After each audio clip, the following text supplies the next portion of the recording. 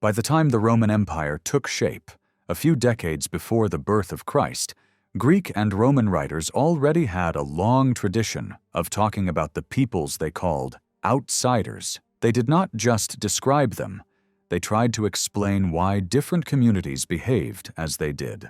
One early attempt comes from a medical text attributed to Hippocrates, which links climate and political systems to human character. According to this way of thinking, people in the East live in hotter lands under absolute rulers, which supposedly makes them soft, idle, and timid. Those in the European lands, exposed to harsher and more changeable weather and less accustomed to kings, are imagined as tougher, more independent, and more ready to fight.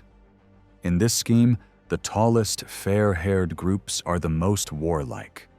The shorter and darker are seen as weak. Greece is placed in the happy middle, with the perfect climate, and later Latin authors would claim the same for Italy. Modern scholars have pointed out that this is one of the first attempts to pin fixed, sweeping stereotypes on whole populations, a way of thinking that fed later ideas about race. This contrast between an active Europe and a soft Asia survived for centuries and lies behind what we now call Orientalism, the long habit of depicting Eastern societies as passive, decadent, or overly emotional. Roman writers often pushed the Greeks into this Eastern category too, not least because so many Greek speakers lived in Asia Minor and the Eastern Mediterranean. The Greeks could be mocked for their levity and love of display, the exact opposite of the gravity and self-control that Roman aristocrats claimed to prize. For both Greeks and Romans, however, the classic barbarians were the peoples we now think of as Celts, known to Greeks as Keltoi, and to Romans as Gauls. These groups had once been terrifying enemies. They had stormed Rome itself in the 4th century before Christ, and Roman tradition insisted that only the warning cries of Juno's sacred geese saved the city. In the following centuries, Celtic-speaking peoples were scattered across a vast area, from northern Italy and Gaul to northwest Spain, Britain, Ireland, much of what later became Germany, and even a strip of central Anatolia. Historians like Polybius painted them in bold strokes: brave but unstable, easily excited, greedy for plunder and drink, and poor at holding a line in prolonged fighting. Travelers reported gruesome customs such as cutting off the heads of enemies, fixing them outside their homes, and preserving those of famous opponents. These stories shaped how later generations, including archaeologists, imagined the Celts for a very long time, and only recently have they begun to be seriously reassessed. Julius Caesar, in his account of his wars in Gaul, added further layers to this picture as he described his campaigns in what is now France, Belgium, the Rhineland, and southern England. He repeated some of the old clichés, but also drew distinctions between different groups. The peoples of northern Gaul, whom he called the Belgae, he praised as the bravest. He claimed they were partly of German origin, lived far from the comforts of Roman trade, and stood close to even fiercer neighbors across the Rhine. One tribe in particular, the Nervi, refused wine and other luxuries, and were therefore, in his view, the toughest of all. Caesar also did something new. He applied the name Germans to the peoples east of the Rhine, probably borrowing a Celtic term and reshaping it for his own agenda. He stressed their supposed differences from the Gauls: no class of religious specialists like the Druids, little interest in farming, a life built around hunting and war, a simple diet of dairy and meat, no private ownership of fields, regular raids on neighbors, and a taste for keeping empty buffer zones around their own lands. Once, he said, the Gauls had been superior to these groups, but contact with wealth and comfort had weakened them. Behind this rhetoric lay clear political aims. Caesar wanted to present the Rhine as a natural boundary, to downplay the value of the lands beyond, and to suggest that further conquests there would be costly and unnecessary, at a time when he was already thinking about his future power in Rome. Later generations did not always follow Caesar's cautious line. Under Augustus, Roman forces pushed as far as the river Elbe, but this bold strategy came to grief when 3 legions under Varus were wiped out in the forests of northern Germany. Their opponent, Arminius of the Cherusci, had himself served in the Roman army and knew its methods well. Archaeological finds at a likely battle site show almost exclusively Roman weapons, hinting at the depth of Roman involvement and the tangled loyalties at work. Members of Arminius's own family continued to serve Rome or live within the empire, while others stayed among their people and opposed Roman influence. After this disaster, Rome stepped back from large-scale expansion across the Rhine and relied instead on forts and watchposts, diplomacy, and the careful management of rival factions among the frontier peoples to prevent any powerful alliances from forming. Alongside military narratives, geographical writers tried to map and classify the peoples on Rome's edges.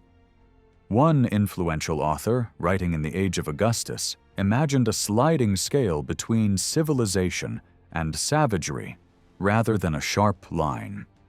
Some communities recently brought under Roman control still seemed, in his words, only halfway along this path. He described mountain peoples in Spain as driven more by appetite and instinct than by reason, recounting with distaste their use of aged urine for washing and dental care. In Gaul, he divided the inhabitants into broad groupings and said that, before Roman rule, they were mobile, ready to uproot themselves in large numbers when pushed out by stronger neighbors.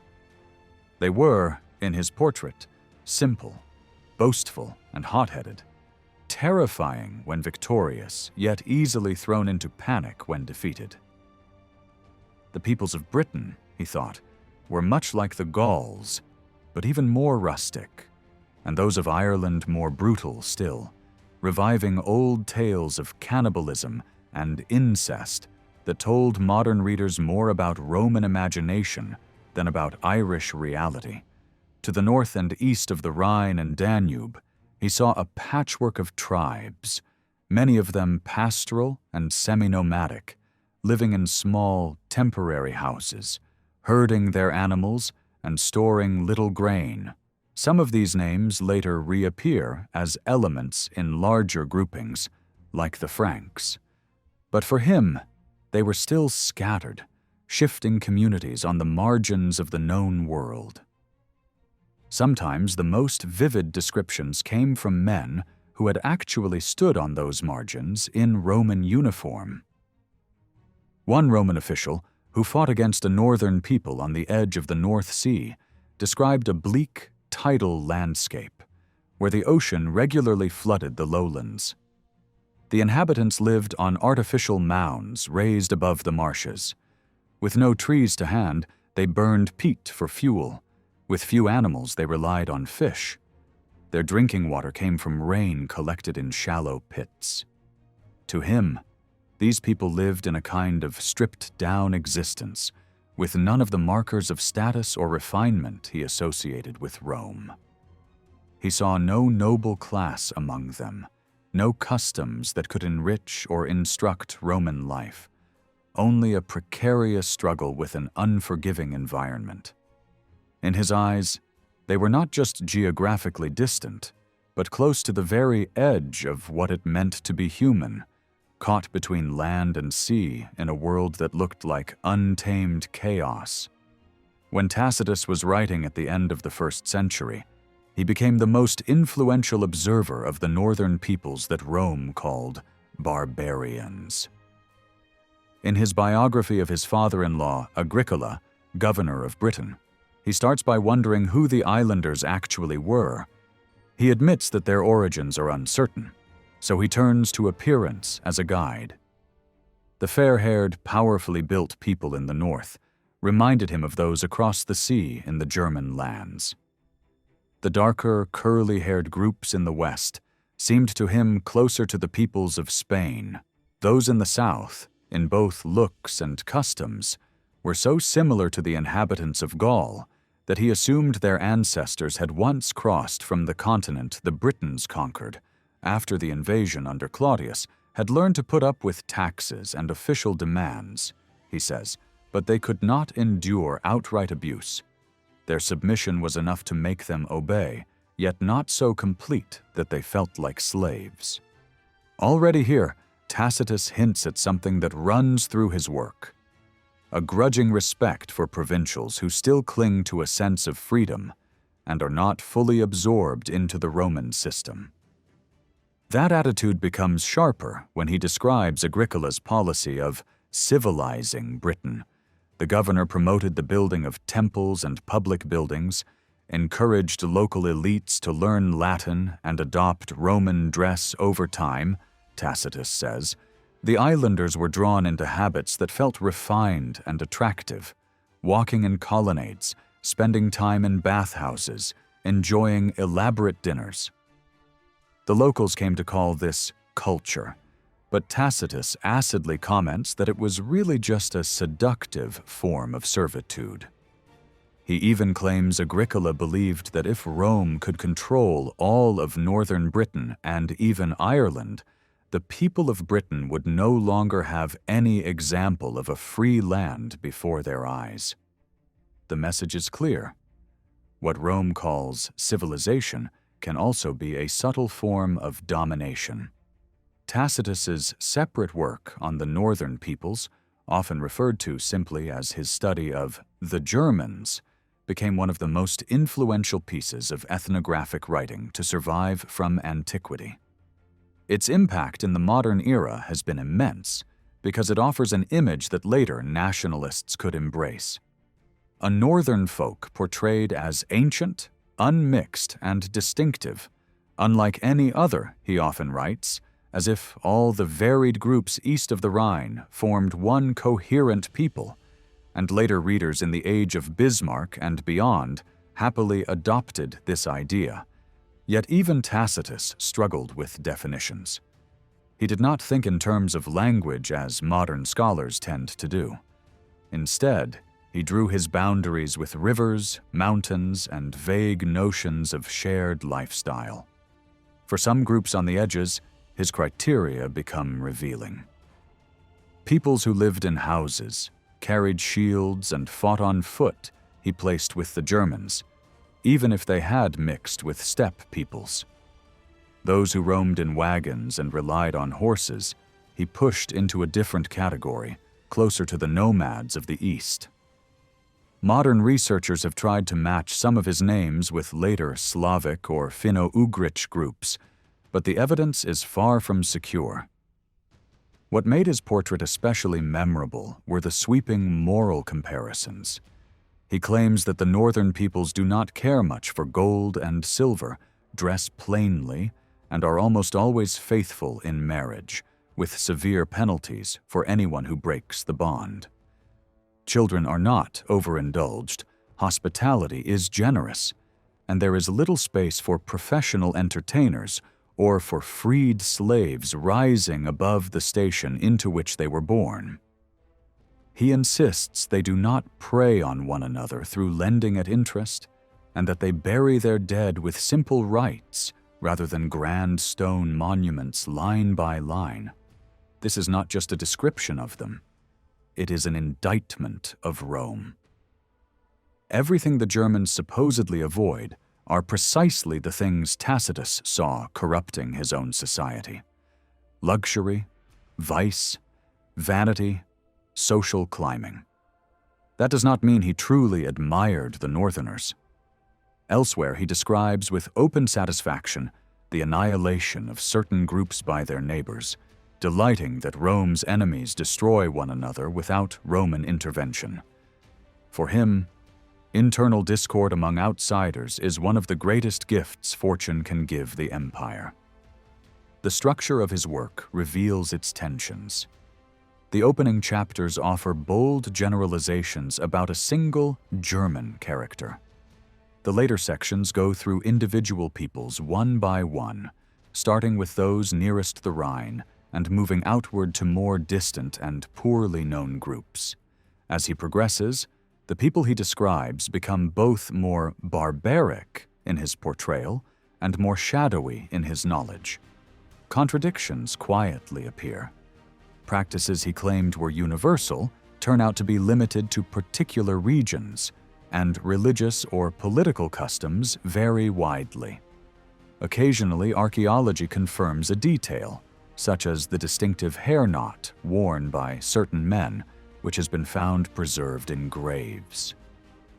But once he reaches the far north and east, his information becomes a mix of hearsay and imagination.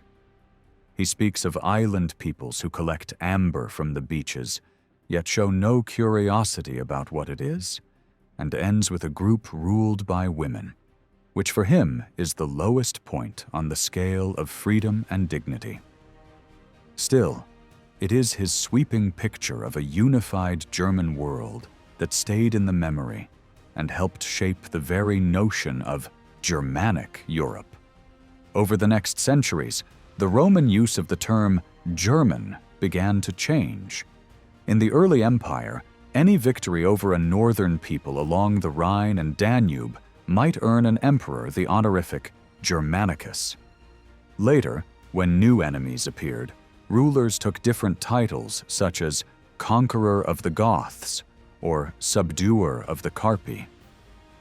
4th century emperors added still more labels that singled out groups like the Alemanni or the Franks, while still occasionally styling themselves victors over Germans in general. At the same time, other authors narrowed their vocabulary.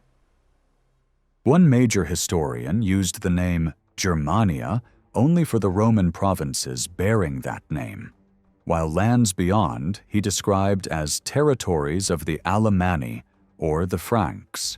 Another writer noted that peoples once called Germans were now known as Alemanni, and a Christian scholar around the year 400 remarked that the region formerly called Germania was by then widely referred to as Francia language, and labels were shifting, reflecting both new political realities and Roman efforts to keep track of an increasingly complex frontier. After the catastrophe in the northern forests that destroyed 3 Roman legions, imperial policy along the frontier became more cautious. Rome built and maintained a long chain of forts, watchtowers, and roads known collectively as the frontier line, but this was never a fixed border in the modern sense. In many places, the edge of empire was a broad zone of interaction. Roman garrisons stood not only behind rivers and walls, but also in outposts beyond them, and civilian settlements grew up on both sides. Control relied as much on diplomacy and patronage as on walls and swords. Roman officials tried to weave neighboring peoples into networks of alliance, subsidies, and trade, making them dependent on imperial favors and keen to avoid open conflict. Only 2 substantial new regions in Europe were formally added to the empire after Augustus. The island of Britain and the Dacian lands north of the middle Danube Dacia was particularly notable. Under strong kings such as Burebista and Dictebulus, it was already a structured kingdom that looked more like a Roman-style state than most of its neighbors. Its people spoke a language related to that of the Thracians, but almost all of it has vanished, leaving only traces in modern Romanian. The final conquest of this kingdom wasn't driven purely by strategic necessity.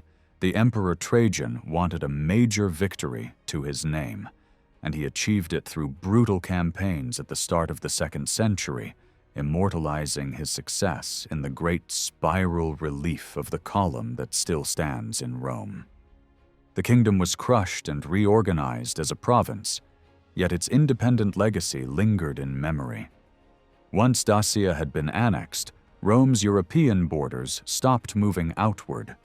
From then on, the goal was not expansion, but preservation. Along the Middle Danube, Rome's relationship with certain Germanic-speaking neighbors illustrates how far imperial influence could reach.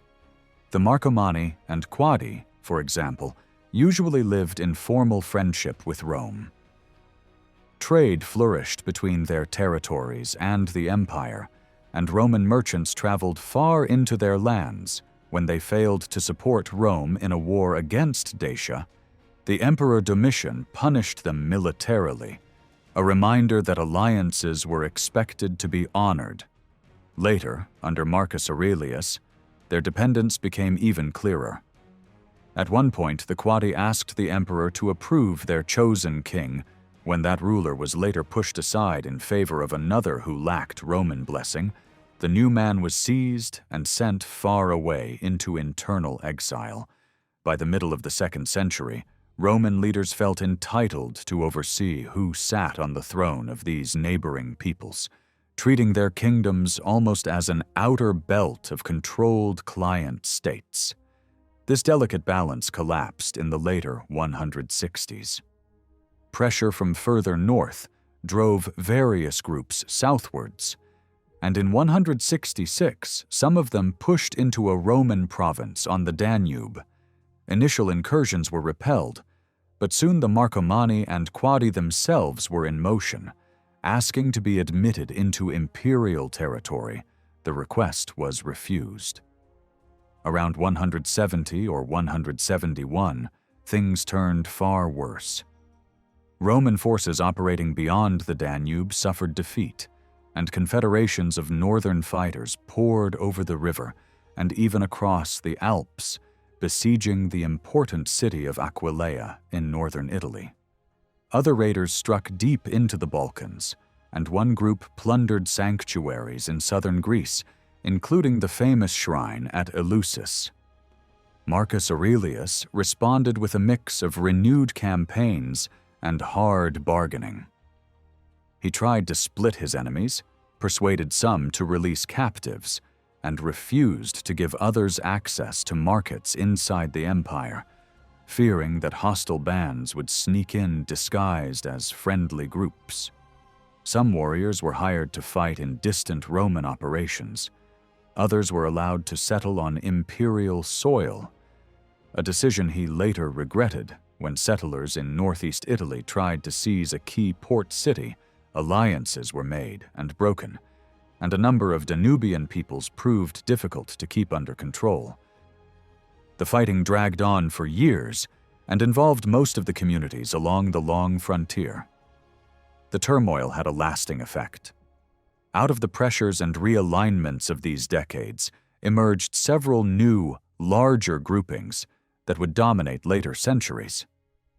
To the west, various smaller bands fused into broader coalitions, now remembered as the Alemanni and the Franks. To the east, on the lower Danube and beyond, powerful clusters of peoples began to be known to Romans as Goths. These were not neat, homogeneous tribes. Older identities continued beneath the new umbrella names, and Roman observers often used broad labels without grasping exactly whom they were dealing with. The very names chosen suggest a kind of self-definition in simple terms: people of the law, the free, the fierce, ordinary humans. They are as much political slogans as precise ethnic markers. Despite the violence of the so-called Marcomannic Wars, relations with some neighboring peoples soon settled back into patterns of strong Roman influence. The Marcomanni and Quadi once again needed imperial approval for their leaders, and even their political assemblies were conducted under the watchful eye of a Roman officer. Archaeology shows the depth of this contact. In these zones near the frontier, Roman goods are not only found in elite graves and halls, but even in the simplest dwellings. Some local aristocrats built residences in a style that imitated Roman layouts. Individuals from these communities served in the Roman army, received citizenship, and sometimes settled permanently inside the empire. In these borderlands, it becomes increasingly hard to draw a firm line between Roman and barbarian worlds. Further east, however, new threats emerged. Around the middle of the 3rd century, the Emperor Decius sent troops to a Greek client kingdom in the Crimea to gather intelligence on movements of northern peoples. Their Roman writers at the time used the old literary term Scythians rather than the newcomers' real names, a habit that masks the identities of the groups involved and reveals how little some Romans understood about the lands beyond their borders.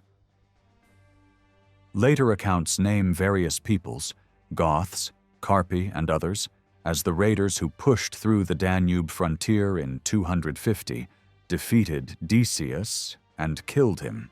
One later historian remembered their leader as Niva, and a much later writer would list him as an early king of the Goths, though the connections are murky. In any case, the shock was immense. A prominent Christian in North Africa wrote that it seemed as if the world itself, or at least the Roman part of it, was coming to an end. This disaster marks the opening phase of what modern historians call the 3rd century crisis, a time when Rome had to confront not only frequent incursions by northern peoples and pressure from a resurgent Persian monarchy, but also a stream of Roman rivals raising their own standards and claiming imperial power. Some of these would-be emperors tried to seize the whole realm. Others were content to control a particular region. The constant instability damaged parts of the economy. In some areas, such as sections of the Rhineland and parts of Italy, settlements shrank or disappeared, while far-off provinces like North Africa and Syria continued to flourish. The weakened state of central authority offered opportunities for outsiders. Groups from the north learned to use ships, sailing through narrow straits into the Aegean and raiding coastal cities. One famous temple, dedicated to a goddess long revered in Asia Minor, was destroyed in these attacks. Another raiding force crossed the Black Sea and ravaged interior regions of what is now Turkey. The Emperor Valerian tried to move against these threats, but failed. His next campaign, against the Persian ruler Shapur, ended in humiliating capture. Later tales of flaying and other torments may be exaggerated, but it does seem likely that he spent his final years as a captive, his fate a symbol of Rome's vulnerability. Life inside the empire during these waves of attack and civil strife could become morally and socially unmoored.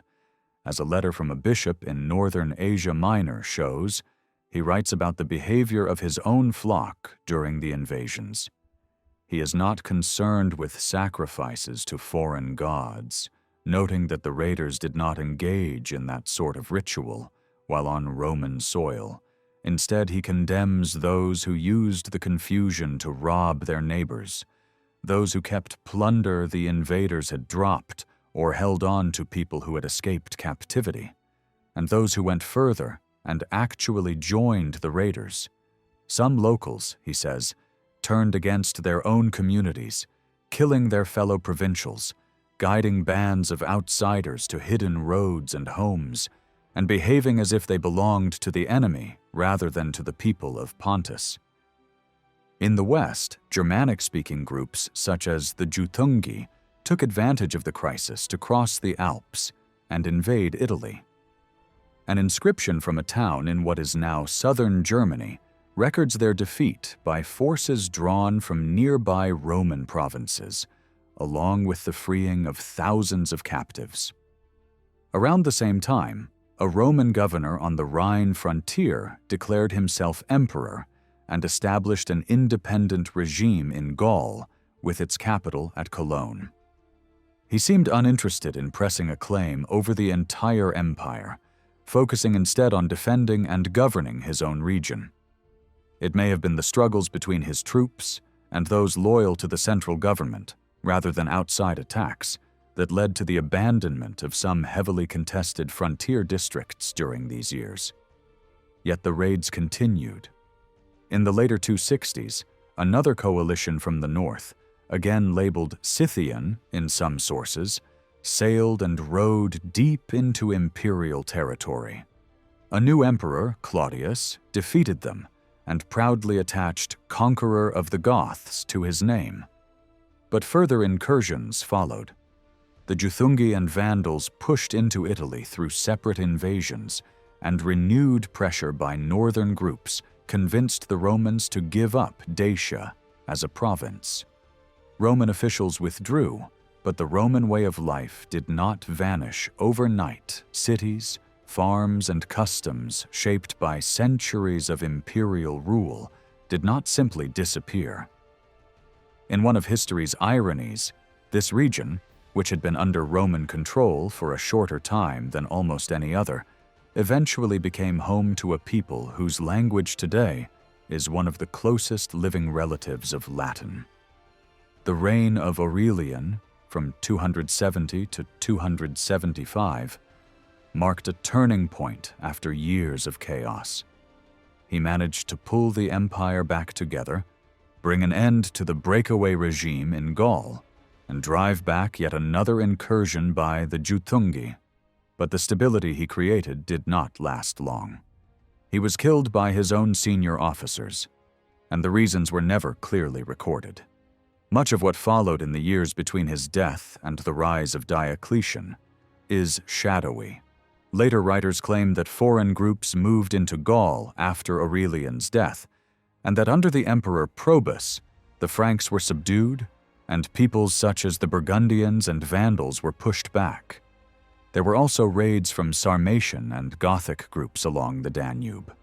Some outsiders were settled on imperial soil in an attempt to neutralize them, but resettlement could easily backfire. One striking example comes from a small band of Franks who had been taken prisoner in Probus's time and moved eastward. They seized ships, slipped out into the open sea, and launched a long, looping series of raids from the Black Sea through Greek waters and the Aegean, along stretches of the North African coast, even storming Syracuse in Sicily, before finally sailing into the Atlantic.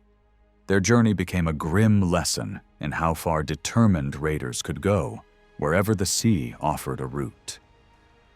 For Roman subjects, the most lasting damage of this era may not have been physical, but psychological. Ordinary people began to doubt whether emperors could still protect them. This growing distrust can be seen in the appearance of regional rulers who set themselves up as emperors for their own territories, like Postumus on the Rhine in the 260s and later Carausius in Britain. At the same time, local uprisings by groups labeled Bacaudai broke out in parts of the western provinces. Their exact nature is debated. Some modern writers have seen them as peasant risings or early social revolts, while Roman officials tended to describe them as bands of robbers. It is likely that these movements drew in displaced rural people, rallying behind lesser local leaders, ambitious minor landowners, village notables, charismatic figures, or simple opportunists by the 5th century. Such groups would become one more factor undermining imperial authority in the West alongside outside invasions. The full impact of the troubles of the 3rd century is impossible to measure, but they clearly forced major changes. The imperial system was reorganized, the army expanded, and taxation rose sharply to pay for it. Attitudes also shifted. Citizens who had once taken expansion for granted now understood that the empire could be pushed back. The old assumption that peoples beyond the frontiers might someday be absorbed and civilized gave way, in many minds, to a view of them as permanent threats. A sharper sense of what it meant to be Roman developed in opposition to these outsiders, especially the northern groups that Latin authors now singled out more frequently. The long recovery associated with Diocletian after 284 was built on the promise of restored stability and stricter control. He reshaped imperial rule into a system in which power was shared among 2 senior rulers and 2 junior partners, an arrangement often called the Rule of 4. In the West, his colleague Maximian was quickly praised in official speeches for victories over enemies who had crossed the Rhine, and for placing a friendly ruler named Genobodes over the Franks. The Latin speeches composed in honor of emperors at this time, recited in public settings, are among our main sources for relations with frontier peoples. But in that genre, relations are almost always framed as triumphs. The tone is often exultant, even when they describe scenes of mass slaughter.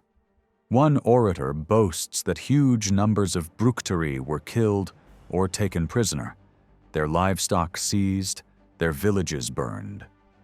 Captured adults deemed too unreliable to serve in the army and too fierce for slavery were handed over to the arena, where their sheer numbers exhausted the wild animals set upon them. Such passages suggest a hardening of attitudes at the top, a readiness to speak openly about extermination as a possible answer to the problem of troublesome groups, and a growing use of forced relocation to break up and control smaller peoples. In one case, a once prominent community known for centuries was resettled in a province on the lower Danube and vanishes from history. Thereafter, many of the authors of these praising speeches came from Gaul, which explains their focus on the Rhine frontier. Yet in the same period, the most significant campaigns took place far away along the Danube. In the late 320s, Constantine ordered a great bridge built across that river and led a series of expeditions against the Goths. When peace was agreed, he did not simply demand hostages or payment. Gothic warriors were required to serve in Roman ranks, and the emperor or his son arranged for a Christian bishop to work among them. This man, known as Ulfila, had grown up among the Goths as the descendant of Roman captives. He preached and taught in their communities for several years before opposition forced him to withdraw to imperial territory.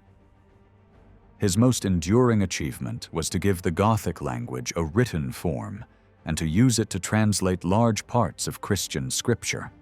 According to later reports, he chose not to include the stories of the kings of Israel in his translation, fearing that the war narratives would inflame an already martial people. This Gothic version of the scriptures is the earliest substantial text we possess in any Germanic tongue, and required a new alphabet adapted to Gothic sounds. Ulfila introduced special letters, including a sign for the sound now written thoth, which later appeared in early English and survives in modern Icelandic. Even today, speakers of English can pick out familiar elements in some phrases. The opening of the Lord's Prayer, for instance, uses words close enough that "thy name" is easily recognized. For linguists studying how the Germanic languages developed, the Gothic Bible is a key witness. One famous manuscript, written in silver ink on purple parchment, is preserved in the library of a Northern European university. It is displayed in a softly lit room glowing with warm amber light, an atmosphere that recalls late Roman funerary buildings and the long, complex twilight between the ancient world and the emerging cultures of early medieval Europe. Just before the great movements of peoples that reshaped the late Roman world, we catch 2 brief but precious glimpses of the societies beyond the frontiers. The first is little more than a dry administrative document, often called the Verona List, probably drawn up in the middle of the 4th century. It arranges the non-Roman peoples in rough order along the borders, beginning in the far northwest with the Scotti and Picts, and running step by step along the frontiers until it reaches the Goths and Veneti on the shores of the Black Sea.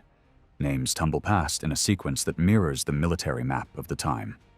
Saxons, Franks, Chamavi, Frisians, Bructeri, Burgundians, Alemanni, Suebi, Euthungi, Marcomanni, Quadi, Vandals, Sarmatians, Syri, Carpi, Goths, and many others. After these come peoples of the eastern marches, such as Armenians, rugged communities in the mountains of Asia Minor, and finally the Persians. Even as a bare catalogue, the list shows the scale of the task facing Roman officials. They were expected to monitor the loyalties, rivalries, and shifting alliances of dozens of different groups, each with its own internal politics and language, while never losing sight of those living further out who might appear later on the frontier. The second snapshot is far richer, because it comes from a gifted observer, Ammians Marcellinus, a Greek-speaking former officer in the Roman army who wrote in Latin in Rome during the 380s, produced a detailed history covering the years from 353 to 378. The portion that survives is our single most valuable continuous narrative for the later empire. He knew many of the leading figures personally and took part in campaigns on the Rhine and in the East, so he sometimes steps into his own story as an eyewitness. He was a traditionalist and deeply suspicious of the Christian domination of public life, so his judgments can be sharp and biased, and now and then he exaggerates or shapes events to fit his moral concerns. Even so, his descriptions of what he saw and heard are usually more trustworthy than his attempts to interpret them, and modern historians often mine his narrative for concrete details while treating his commentary with greater caution. Among the peoples he mentions most often are the Alemanni, who occupied the former Roman lands between the Upper Rhine and Upper Danube. This region, once fortified and settled by the empire and then abandoned in the 3rd century, had become a landscape of crumbling roads, derelict towns, and half-ruined villas. Ammianus notes that the Alemanni tended to shun the deserted Roman cities, as if they were dangerous traps. Yet archaeology shows that some of the old structures were taken over and adapted. A small country house near what is now Frankfurt, for example, was expanded with rough stonework in the 4th century, and an Alemannic landowner was buried there with weapons and a mixture of Roman and Germanic objects. Ammianus portrays the Alemanni as farmers living in light wooden houses that Roman raiders could easily burn, and as people who sometimes retreated into reoccupied prehistoric hill forts when threatened. Their hair worn long and their taste for heavy drinking stand out to him as their most striking customs, and he presents them not as a single unified nation, but as a loose federation of tribes, each under its own king. Their leaders move vividly through his pages. When Julian faced a large Alemannic army near Strasbourg in 357, the main opposing ruler, Chnodomarius, is drawn as a towering figure on a foaming horse, spear in hand, the obvious focus of the battle. Once the Roman line held and turned the tide, Chnodomarius tried to slip away through the heaps of his own fallen warriors, but was recognized and forced to surrender. Ammianus adds that around 200 of his attendants and closest companions gave themselves up with him, unwilling to outlive their king or see him taken while they remained free. Chnodomarius was sent to Italy and died as a captive. His nephew, first known as Agenaric, had his name changed to Serapio by his father Mederic, who had spent time as a hostage in Gaul and been initiated into the worship of the god Serapis. The detail is telling. It shows how closely the Alemannic elite could be tied into Roman religious and cultural networks, even while they fought Roman armies. Other Alemannic kings show similar entanglements. Macrianus, for example, was courted directly by the Emperor Valentinian, who invited him to a face-to-face meeting near Mainz. In order to keep the peace, Macrianus was so impressed that he stayed loyal, which for him meant turning his weapons against other frontier peoples, in this case a Frankish ruler named Malebodes, in whose ambush he eventually fell. Vadimarius, another prominent Alemannic leader, had an even more winding career. Living so close to the imperial frontier, he had long exposure to Roman power. At one time, he was encouraged by the Emperor Constantius to harass Roman forces in Gaul in order to distract Julian. Later, he negotiated peace with Julian, then broke with him again, and was eventually shifted into imperial service, where he appears as a commander in the eastern provinces and on the Persian front. His trajectory shows how easily a man from a frontier royal house could move between roles as enemy, ally, and officer of Rome. These ties were not limited to a handful of princes. Roman military roles from the late Empire list units, whose names preserve the Alemannic districts where they were first raised. One unit of Alemanni, commanded by an Alemannic officer, was stationed in Britain. Knowledge flowed both ways. Julian sent a tribune named Harriobaudes on a secret mission among the Alemanni because he knew the language and could blend in. In another case, an Alemannic clan on Lake Constance learned about imperial troop movements from a talkative guardsman visiting his homeland, information they quickly exploited.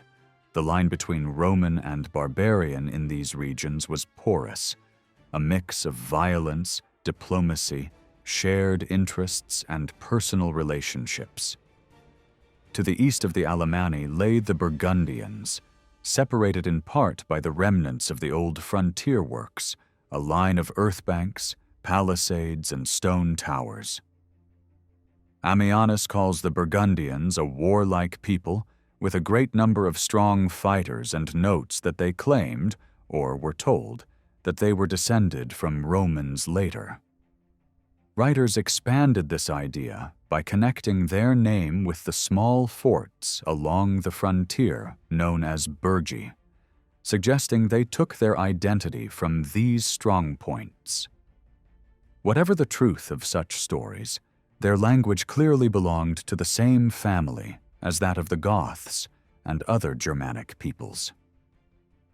Ammianus adds an intriguing note about their institutions. Their ruler, he says, is known by a title that can be translated as chief or governor, and is removed from office if harvests fail or if military fortunes turn sour, as if the land itself were passing judgment. By contrast, the high priest, called by another native name, keeps his position for life and is not blamed when disaster strikes. The two titles closely resemble terms used in the Gothic translation of the Bible for Roman officials and for respected elders, a small linguistic bridge linking Burgundian practice to the wider Germanic world. Ammianus has less to say about the Franks, who lived further downstream along the Rhine and into the lowlands. Like the Alemanni, they were not a single centralized people, but a cluster of groups, among them the Salii, who had crossed into imperial territory and settled in the region later known as Toxandria, near the river mouths. Others, such as the Camavi, made repeated small raids into Gaul that were more of a nuisance than an existential danger. Julian defeated some of these groups in campaigns during the 350s and early 360s, but many Franks chose a different path and embarked on careers within the imperial establishment. By the middle of the 4th century, Ammianus remarks that Franks were already numerous and influential at court. Over the next few decades, several men of Frankish origin rose to the highest commands in the Roman army. One family produced multiple senior generals and consuls, and by the early 5th century, a descendant of this line was composing polished Latin praise poems for the great Western commander Aetius. Around the year 390, the top commanders of the imperial forces in both the eastern and western halves of the empire were Franks, and one Frankish general's daughter even married the Emperor Arcadius. By that time, men whose ancestors had once raided the Rhine frontier were helping to steer imperial policy at its very center, a striking sign of how entangled the histories of Romans and barbarians had become on the eve of the upheavals to come. Ammianus makes his remark about the number of Franks in high office while telling the story of Silvanus. Silvanus is described as a Frank by origin, yet both he and his father carried Latin names, which shows how deeply they had been drawn into Roman culture. In 355, enemies at court forged letters to make it look as if Silvanus were plotting treason. Two influential officials, themselves of Frankish background, tried to clear his name, but were brushed aside, and Silvanus was ordered to present himself before the emperor. He was understandably alarmed. Constantius had a reputation for seeing plots everywhere and for acting on suspicion alone. Silvanus briefly considered fleeing to his ancestral people across the frontier, but another officer with Germanic roots warned him that the Franks would either kill him or hand him over if Rome offered enough gold. With no safe refuge in either world, he made a desperate choice and allowed himself to be proclaimed emperor by the troops under his command. Constantius reacted quickly. He sent Ursicinus, commander of cavalry, to deal with the situation, accompanied by a staff that included Ammianus himself. When they reached Cologne, they found Silvanus widely admired among the soldiers, some of whom looked to him as a possible savior and urged him to march on Italy. Ammianus clearly sympathizes with Silvanus and despises Constantius's harshness, but the mission had a clear objective. Ursicinus and his followers bribed a group of soldiers to storm the residence where Silvanus had taken shelter, dragged him out of a sanctuary, and had him cut down. His brief, doomed grasp on the purple had lasted less than a month.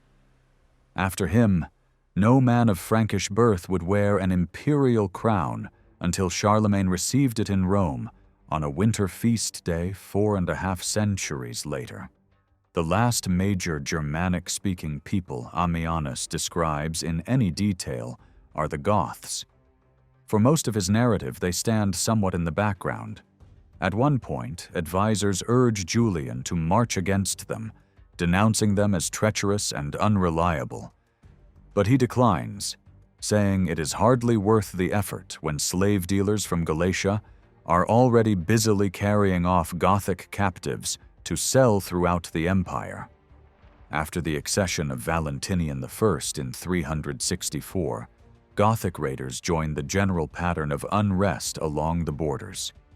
In the same years that Alemanni press into Gaul and Raetia, Sarmatians and Quadi raid Pannonia, and Picts, Saxons, Scots, and Atticati strike at Britain, Gothic warbands plunder Thrace and Pannonia. Yet since their defeat by Constantine, they had mostly kept within the limits of the arrangements made with Rome. Sometime after the Alemanni seized the old Roman lands between the Upper Rhine and the Upper Danube, one branch of the Goths moved into the province of Dacia, roughly the area of modern Romania and neighboring regions. These Goths are known as the Tervingi. Further north, beyond the Dniester, lived the Greutungi, the other main branch. Ammianus does not always handle these distinctions accurately. When he describes the Emperor Valens's campaigns across the Danube in the later 3-610s, he claims that after earlier clashes with the Tervingi, the emperor launched a more distant expedition against the Greuthungi and defeated their king Athanaric, From other parts of his own work, however, we know that Athanaric was actually a leader among the Tervingi, which shows that even a careful contemporary could become confused about Gothic internal divisions. What the narrative does make clear is that Valens struck repeatedly at Gothic groups beyond the lower Danube, and that at least one of these expeditions was a serious, large-scale operation. Ammianus calls the chief of the Tervingi a judge, and the chief of the Greutungi a king. But both roles pass down family lines, and both involve command in war. Our evidence is too thin to know whether there was any real institutional difference, or whether he simply adopted different labels. Among the Greutungi, the strength of hereditary right is shown when Withamir falls in battle against Alanic horsemen, and his young son is recognized as heir under the guardianship of two senior nobles. The Goths reappear in Ammianus's story when they seek admission to imperial territory in 376, driven south by forces beyond the Danube. Their mass crossing marks the beginning of a new phase, triggered by the arrival of an even more unsettling power from the steppe.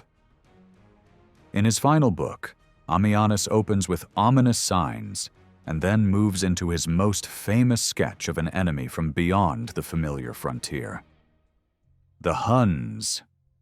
He piles image on image to convey extreme savagery. He claims they cut the faces of their male children so that no beard will grow, and describes them as so grotesque and distorted that they seem more like upright animals than human beings. He insists they do not bother to cook what they eat, but live on roots and half-warmed meat placed between their thighs and the backs of their horses as they ride. Their clothing is said to be made of rough fabrics or stitched together skins of small animals. Poorly made shoes, he tells us, leave them reluctant to walk. Instead, they spend almost their entire lives in the saddle, trading, eating, drinking, and even sleeping on horseback. In his portrait, they have no fixed homes, no hearths, no laws, no settled way of life, but rove continually with their wagons, heaping up every possible barbaric trait: lack of conscience, deceitful speech, and total indifference to religion. Straight after this comes a similar description of another steppe people, whom he calls Alans.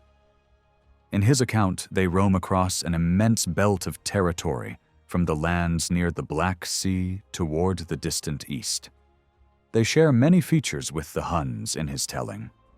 They herd animals, live partly from meat and milk, and learn to ride from youth.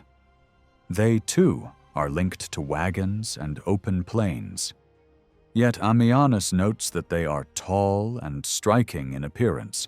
Unlike his ugly Huns, they celebrate death in combat, think little of dying in bed, and treat killing enemies as the highest form of glory. He says they sever the heads of those they slay and hang the scalps from their horses, and that they worship a god of war symbolized by a naked sword thrust upright into the earth.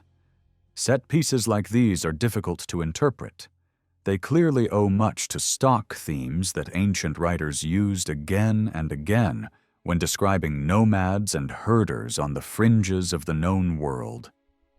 The idea that peoples who live by herding are naturally the most brutal and uncivilized runs, at least as far back as Herodotus. Ammianus's portrait of the Huns certainly fulfills what his audience would have expected: filth, cruelty, wild habits, endless riding, and a complete absence of recognizable social norms. Modern scholars have even suggested that he is dutifully ticking boxes from a long-established literary repertoire, material. Finds do not always support his claims. One of the most distinctive objects recovered from sites associated with the Huns is the large bronze cooking cauldron, which hardly fits the idea of a people who never cook their food. At the same time, archaeology reveals practices more startling than anything Ammianus mentions. In regions influenced by Hunnic fashions, skeletons have been found with skulls deliberately reshaped during childhood so that the heads grew into elongated, almost conical forms. Had Ammianus known of this, he would almost certainly have seized on it as a vivid way to underscore their strangeness. Whatever we make of the details, what stands out is that the Huns, and their Alanic allies, were newcomers and did not belong to the Germanic-speaking world that Roman authors had grown used to. Their language was probably related to that of later nomad groups from Central Eurasia, rather than to any tongue of the Rhine or Danube. The combination of fast-moving cavalry and skilled archery made them formidable opponents, and their push into the regions around the Black Sea in the later 4th century upended existing balances of power among the peoples along the lower Danube. The displacement that followed was one of the major forces that weakened the western half of the empire. Yet just before this upheaval, people on the fringes of the Roman world were anxious about different neighbors. In Britain, imperial control faced its most serious external assaults since the province had been created. Around 360, Ammianus notes, raiders from the north and west broke previous agreements and devastated areas near the frontier, terrifying inhabitants who still remembered earlier disasters. This is the first time he groups together the two names that will echo through later sources: Picts and Scots. The first term replaces the older name for the peoples of northern Britain, while the second refers to groups from Ireland. The Irish attacks were clearly seaborne expeditions. The northern incursions were probably by sea as well, since communities north of the Great Wall would otherwise stand in the way of overland advances. Late Roman writers never tired of presenting the Picts as especially wild. Their very name was linked to the idea of being painted. An earlier historian described northern Britons adorning their bodies with designs and figures of animals and going without clothing so as not to hide them. Centuries later, carved stones from their homeland still displayed distinctive symbols and animal forms that seem to echo this fascination with imagery. In 364, further attacks came, this time with new partners. Now not only Picts and Scots, but also Atticati and Saxons joined the assault. A few years later, in 367, Britain suffers a crisis that Ammianus calls a barbarian conspiracy. Different groups supposedly agreed to strike at once: Picts, Scots, and Atticati from the north and west, Franks and Saxons from the south and east. A Roman commander responsible for coastal defense was killed. Many soldiers deserted. Ammianus's narrative heightens the drama, partly because he is writing during the reign of Theodosius I and wishes to honor the emperor's father, Count Theodosius, who was sent to restore order and did so in spectacular fashion. Later poets took up the theme with relish, evoking northern islands running with Saxon blood, remote lands soaked with Pictish dead, and Ireland mourning its fallen. For a long time, archaeologists were inclined to link layers of charcoal and traces of burning in late Roman Britain to this wave of attacks. More recent work has cast doubt on how much physical destruction can be tied securely to a single episode. Yet other written and material evidence still points to repeated raids and pressure from the north and west in the following century. What is beyond doubt is that seaborne raiders from the North Sea world, labeled Saxons in Latin texts even when they were Jutes, Angles, or Frisians, began not only to plunder Britain, but also to settle there in growing numbers. These movements, together with pressures triggered further east by the Huns and other steppe powers, were about to transform both the borderlands and the empire itself. In the 100 years from the late 4th to the late 5th century, imperial power in the western half of the Roman world was slowly displaced by the rule of a series of non-Roman leaders, and the internal balance among those outside peoples was shaken just as deeply as the Roman order itself. In those decades, we see some striking long-distance shifts. The group we later call the Visigoths moved from the region north of the lower Danube to the valley of the Garonne in southwestern Gaul, passing through the Balkans, Italy, and Spain between the late 300s and 70s and the 400s and 10s. The Vandals traveled from the Rhine frontier to the great city of Carthage on the North African coast between the early 400s and the late 400s and 30s. For a modern historian, it is almost as challenging as it was for Roman officials at the time to follow each local crisis and to gauge its wider consequences. The disintegration of Roman authority often makes best sense when examined region by region. There are detailed modern narratives for the loss of Britain, for the unraveling of Roman power in Spain and in Gaul, and for the history of individual peoples such as the Anglo-Saxons, Franks, Goths, Huns, and Vandals. Yet, if we want to see how the outsiders collectively reshaped Europe, it is more effective to trace these events in order across the whole continent, because a shock in one area often had direct repercussions far away. The pressure from Gothic forces in Italy that culminated in the capture of Rome in 410, for instance, pushed the Emperor Honorius to wash his hands of Britain, a decision that soon cleared the way for newcomers from across the North Sea to dominate the southeast of the island. Trying to reconstruct this story in full runs into obvious difficulties. There is no single, reliable observer comparable to Ammians Marcellinus who guides us through the period. Instead, we work with fragments from lost narratives preserved in later compilations, brief year-by-year notices that reduce major upheavals to a line or two, and religious writers who wrap moral instruction in a thin cloak of historical comment. These texts naturally tell us much more about the empire than about those outside it. Archaeology is indispensable for tracing long-term patterns of settlement, trade, and technology, but scattered finds rarely allow us to follow the twists and turns of political decision and military maneuver with any precision. One way of framing the early part of the story is to see the 30 years from the late 370s to the early 400s as bracketed by two great breaches of the frontier. The admission of large Gothic groups across the Danube in 376 and the crossing of Alans, Sueves, and Vandals over the Rhine at the very end of 406. Some scholars, notably Peter Heather, have argued that the common driving force behind both episodes was the advance of the Huns. In the first case, their role is explicit. They smashed into the Gothic world north of the Black Sea and drove survivors toward the Roman border. In the second case, any link is conjecture rather than documented fact.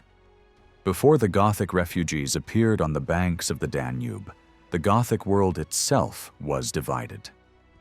Two main groupings are usually distinguished: the Tervingi, who lived closest to the Roman river frontier, and the Greuthungi farther to the north and east. The Tervingi themselves were split, with imperial backing. An Arian Christian leader, Fritigern, defeated Athanaric, a rival who had been persecuting Christians. That internal tension left them poorly placed to withstand the sudden arrival of the Huns, who first overran the lands of the Greuthungi and then turned south. Many Tervingi who survived the initial blows gathered along the Danube and, early in 376, asked permission to cross into imperial territory as dependents of Rome. Eventually, the Emperor Valens agreed to admit Fritigern and his followers, his former ally, but refused entry both to Athanaric's faction, which had tried and failed to resist the Huns, and to the Greuthungi. The permitted crossing was chaotic. The river had to be negotiated by boat and improvised means over a number of days, made more difficult and dangerous by heavy seasonal rains. Many of the refugees, including women and children, drowned in the attempt. Once on Roman soil, they were supposed to receive food rations at first, and then be assigned land to cultivate.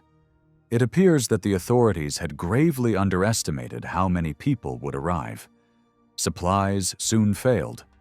Ancient writers describe desperate scenes, families selling their own children into bondage in exchange for scraps of meat, and Roman officers competing to acquire young women and laborers from among the newcomers.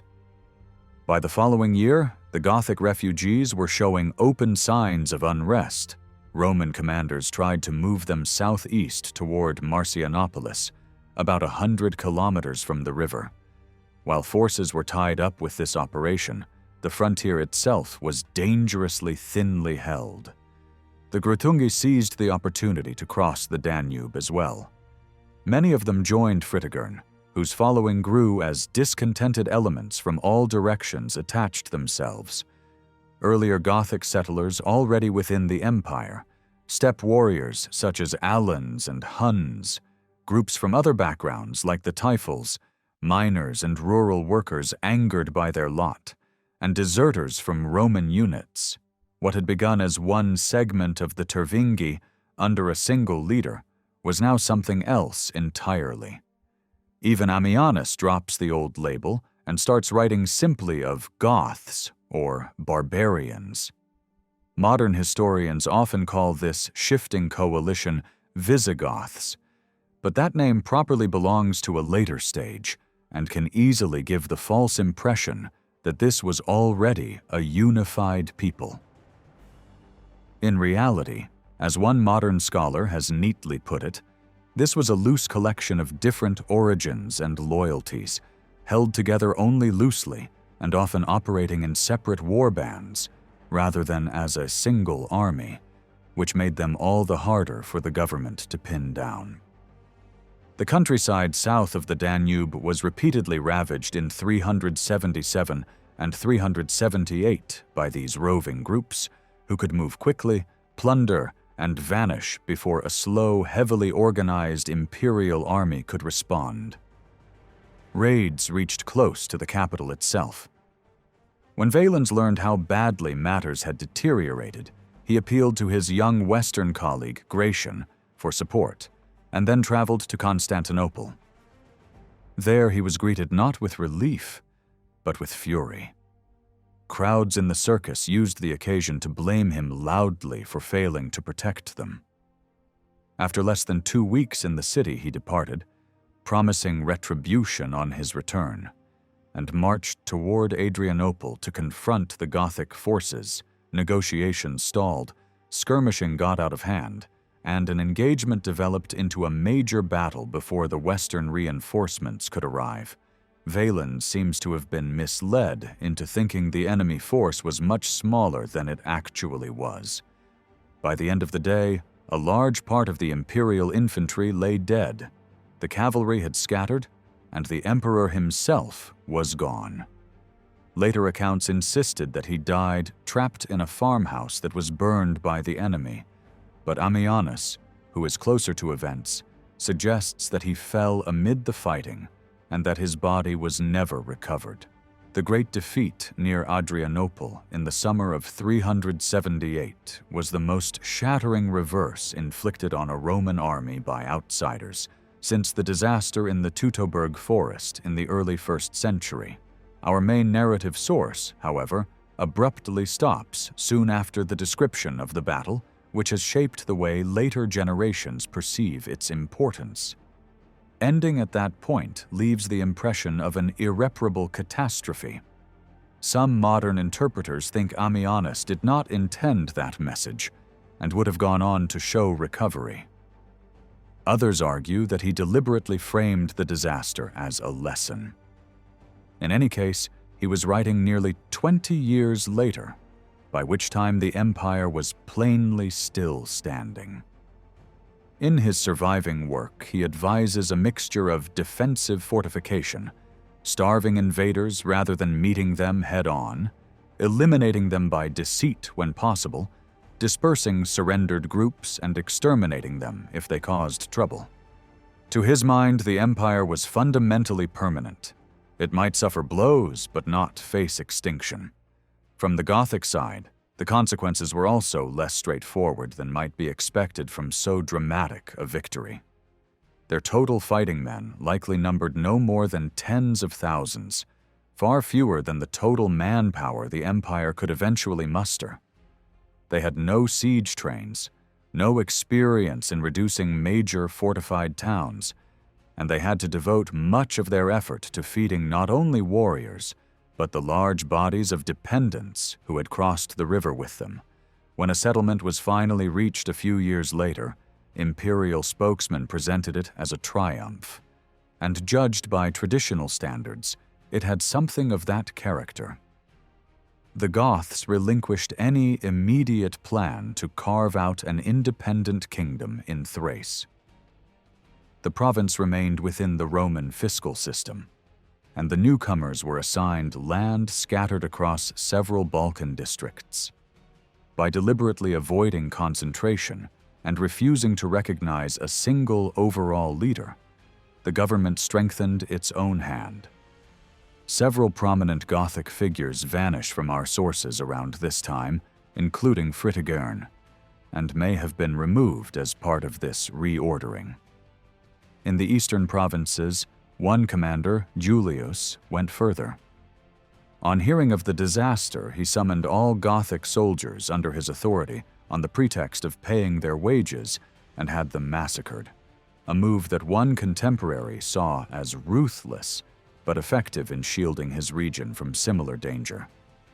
We catch a glimpse of how this arrangement was presented to educated audiences in the oratory of Theodosius I's time. One court speaker praises the emperor for bringing the Goths to submission and then choosing mercy rather than slaughter. He asks rhetorically whether it would be better to see Thrace dotted with graves or with farmsteads, to travel through desolation or cultivation, to count bodies or working men.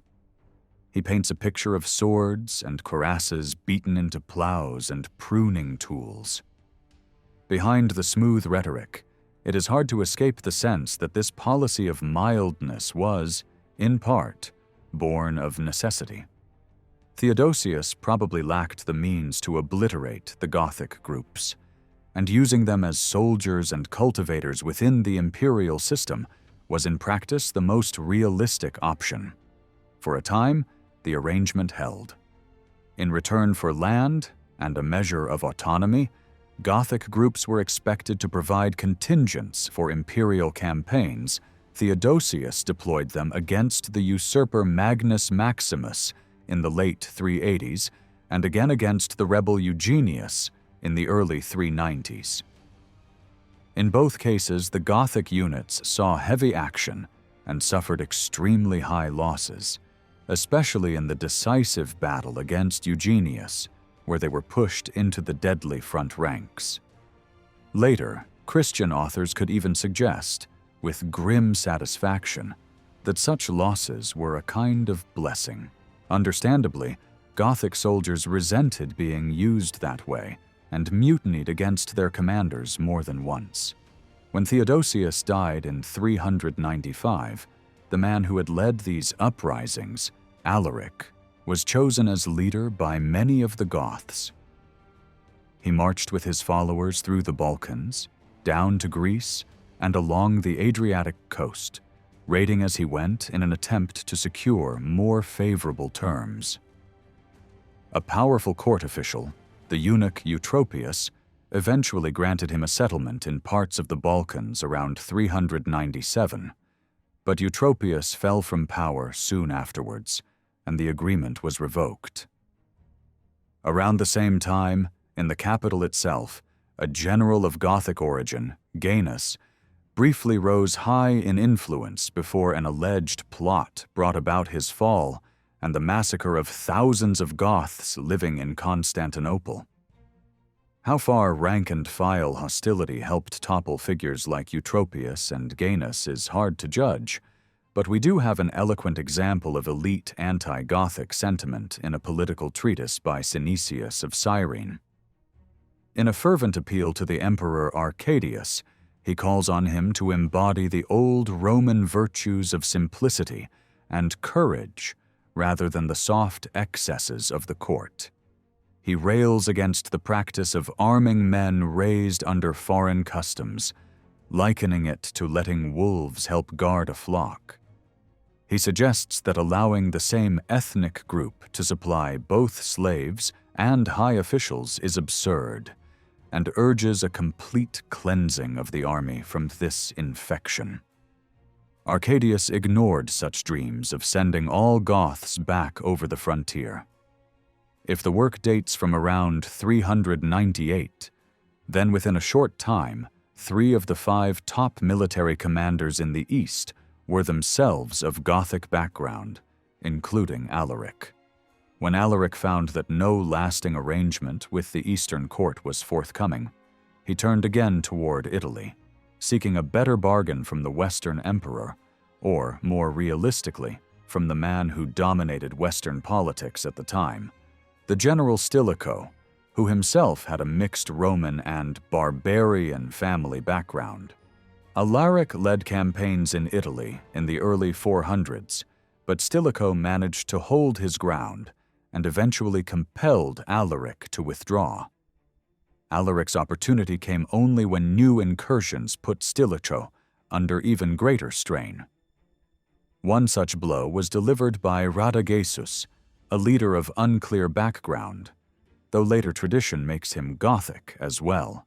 In the middle years of the first decade of the 5th century, he led a large host across the Alps into Italy, probably from the Danube regions, causing widespread destruction until he was cornered and killed near Fiesole above Florence. At the very end of 406, another crisis erupted. On the last day of the year, a mixed force of Alans, Sueves, and Vandals crossed the Rhine into Gaul. Later writers, following an 18th century historian, often imagine the river frozen solid at that moment, though the idea rests more on dramatic suggestion than firm evidence.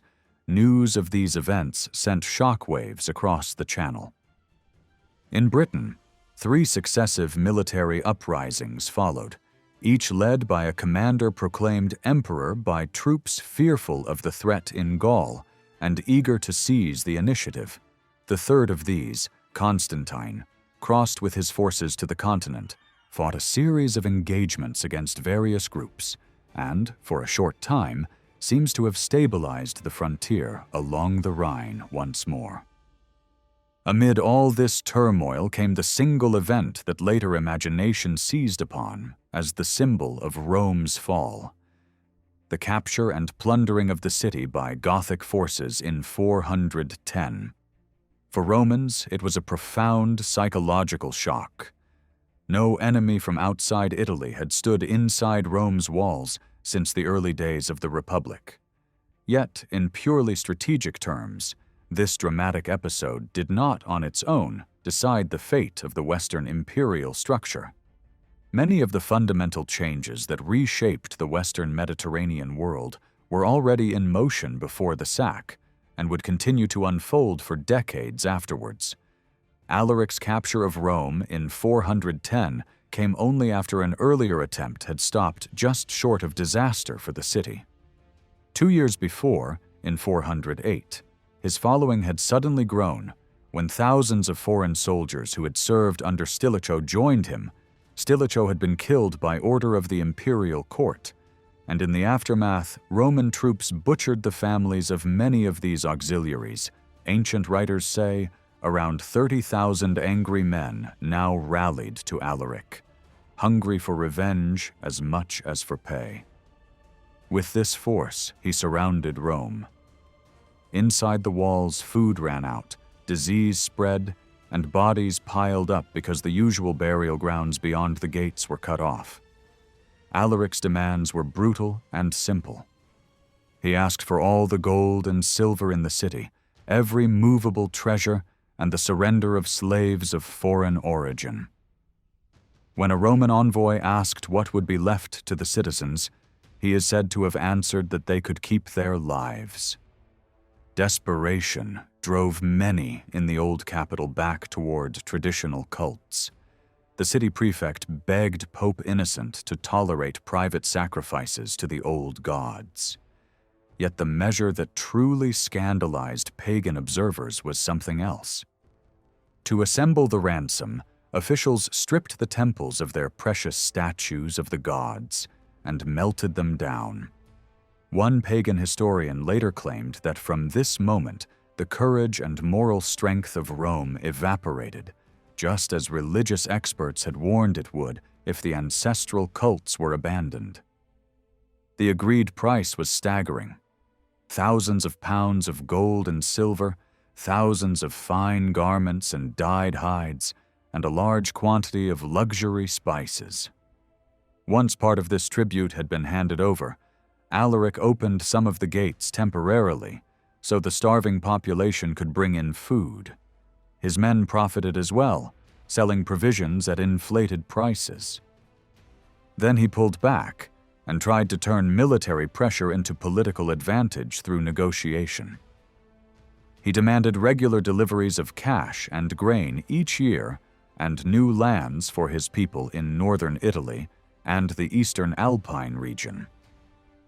A Roman envoy reported to the Emperor Honorius that Alaric might settle for less if given the high military title that Stilicho had once held. Honorius was willing to pay and send grain, but refused to grant such rank.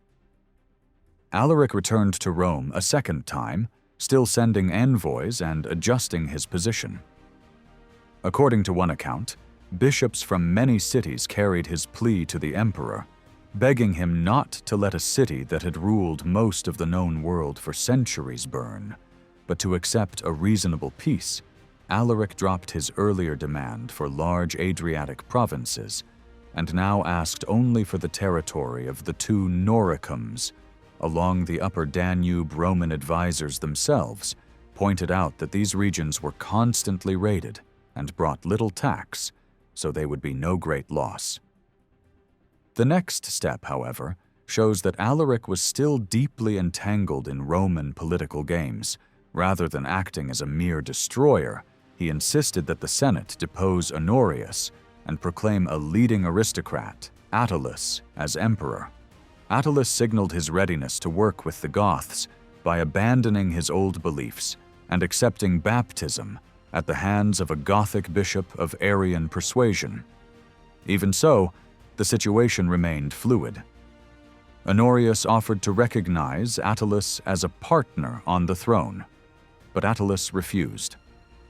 Honorius replied by ordering the official in charge of North Africa to cut off grain shipments to Italy, a devastating move for a city as dependent on imported food as Rome. When Attalus ignored Alaric's advice to send troops to secure the African supply, Alaric stripped him of the purple and deposed him. Alaric then made one last effort to reach terms with Honorius. Instead of compromise, he was met with an attack from imperial forces, which failed but hardened his resolve. He turned once more to Rome, this time with the clear intention of taking it. The pagan historian who recounts these events lays all responsibility for what followed on the emperor and his circle, who, in his view, blundered blindly now that the gods no longer watched over Roman affairs. On 24th August, 410, the catastrophe finally came. Alaric's followers gained entry to the city, apparently with help from slaves of Gothic origin inside the walls, who opened a gate at night. Ancient writers later told a dark little anecdote about Honorius. When news came to Ravenna that Rome had perished, the emperor cried out in despair, thinking someone meant his favorite rooster, also called Roma. Once reassured that it was only the city that had fallen, he calmed down.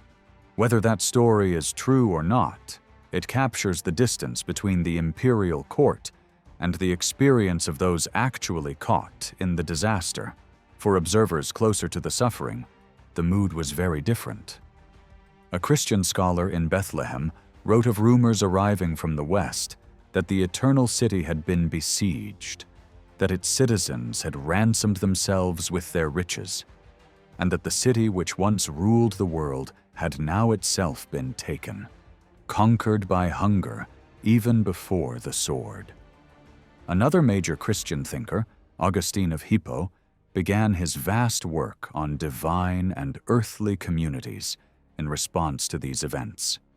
He wanted to show traditionalists that the fall of Rome could not be blamed on the abandonment of the old gods, and to comfort believers who wondered why such horrors had fallen even on the faithful.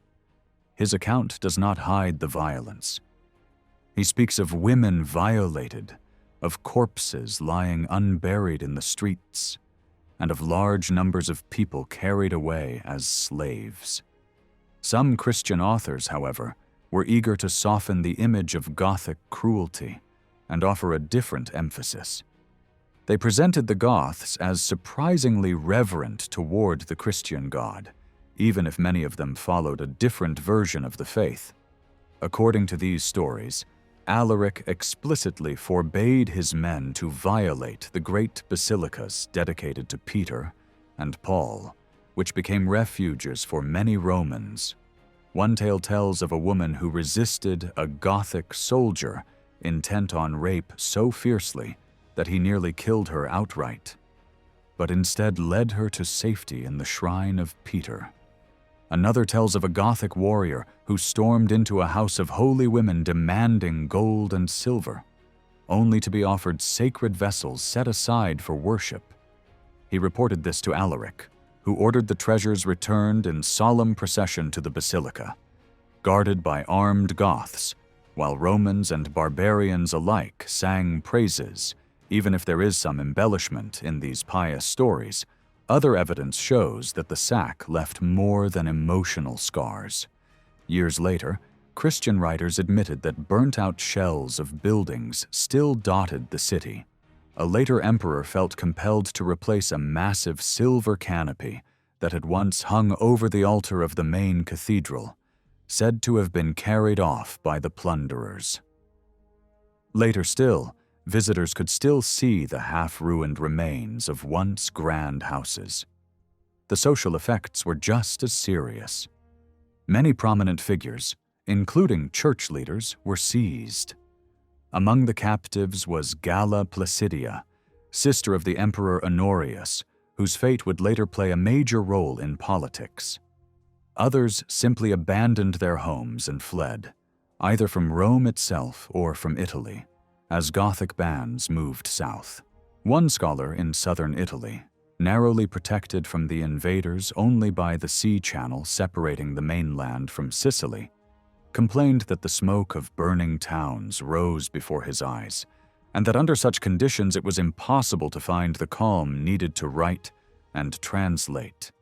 In the East, Jerome broke off work on a long commentary because each day brought new arrivals from the ruined city, men and women who had once been wealthy and now begged for bread in Bethlehem. Augustine, seeing refugees arrive in North Africa, was struck by how quickly some of them turned their attention away from misfortune and began seeking entertainment, a reaction he found disturbing. Later, a court historian of Justinian's time painted a grim picture of the wider impact on Italy. He claimed that many cities, especially those south of the Adriatic, had been so ruined when Alaric's forces passed that in his own day hardly anything remained above ground except an isolated tower or gate. He insisted that men, women, and children had been cut down without mercy, and suggested that this was why Italy remained relatively thinly populated. A Gallo-Roman poet, writing in 416, describing his voyage home by sea, notes that he chose to sail because the coastal road had been so damaged by the Goths that its bridges were destroyed and travel by land was too dangerous. From the perspective of some contemporaries, the sack was one calamity among many. A brief chronicle from Gaul lists, for the years around 408 to 410, a Saxon raid on Britain, the ravaging of Gaul by Vandals and Alans, the abandonment of Spain to Sueves, and the capture of Rome by Goths, and concludes that as the number of enemies grew, the strength of Rome was shaken at its roots. For the imperial court, however, not all regions mattered equally. The troubles of distant Britain disturbed few in Italy. Around 410, Honorius even wrote to the communities there, telling them bluntly to manage their own defense. Gaul was another matter. It was rich, populous, and full of influential landowners. It lay directly in the path of the foreign groups that had crossed the Rhine in 406 and 407, and was also troubled by internal unrest.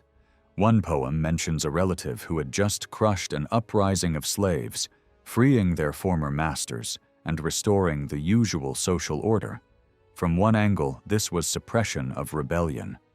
From another, it may have been an attempt by local communities to organize their own protection when imperial support failed.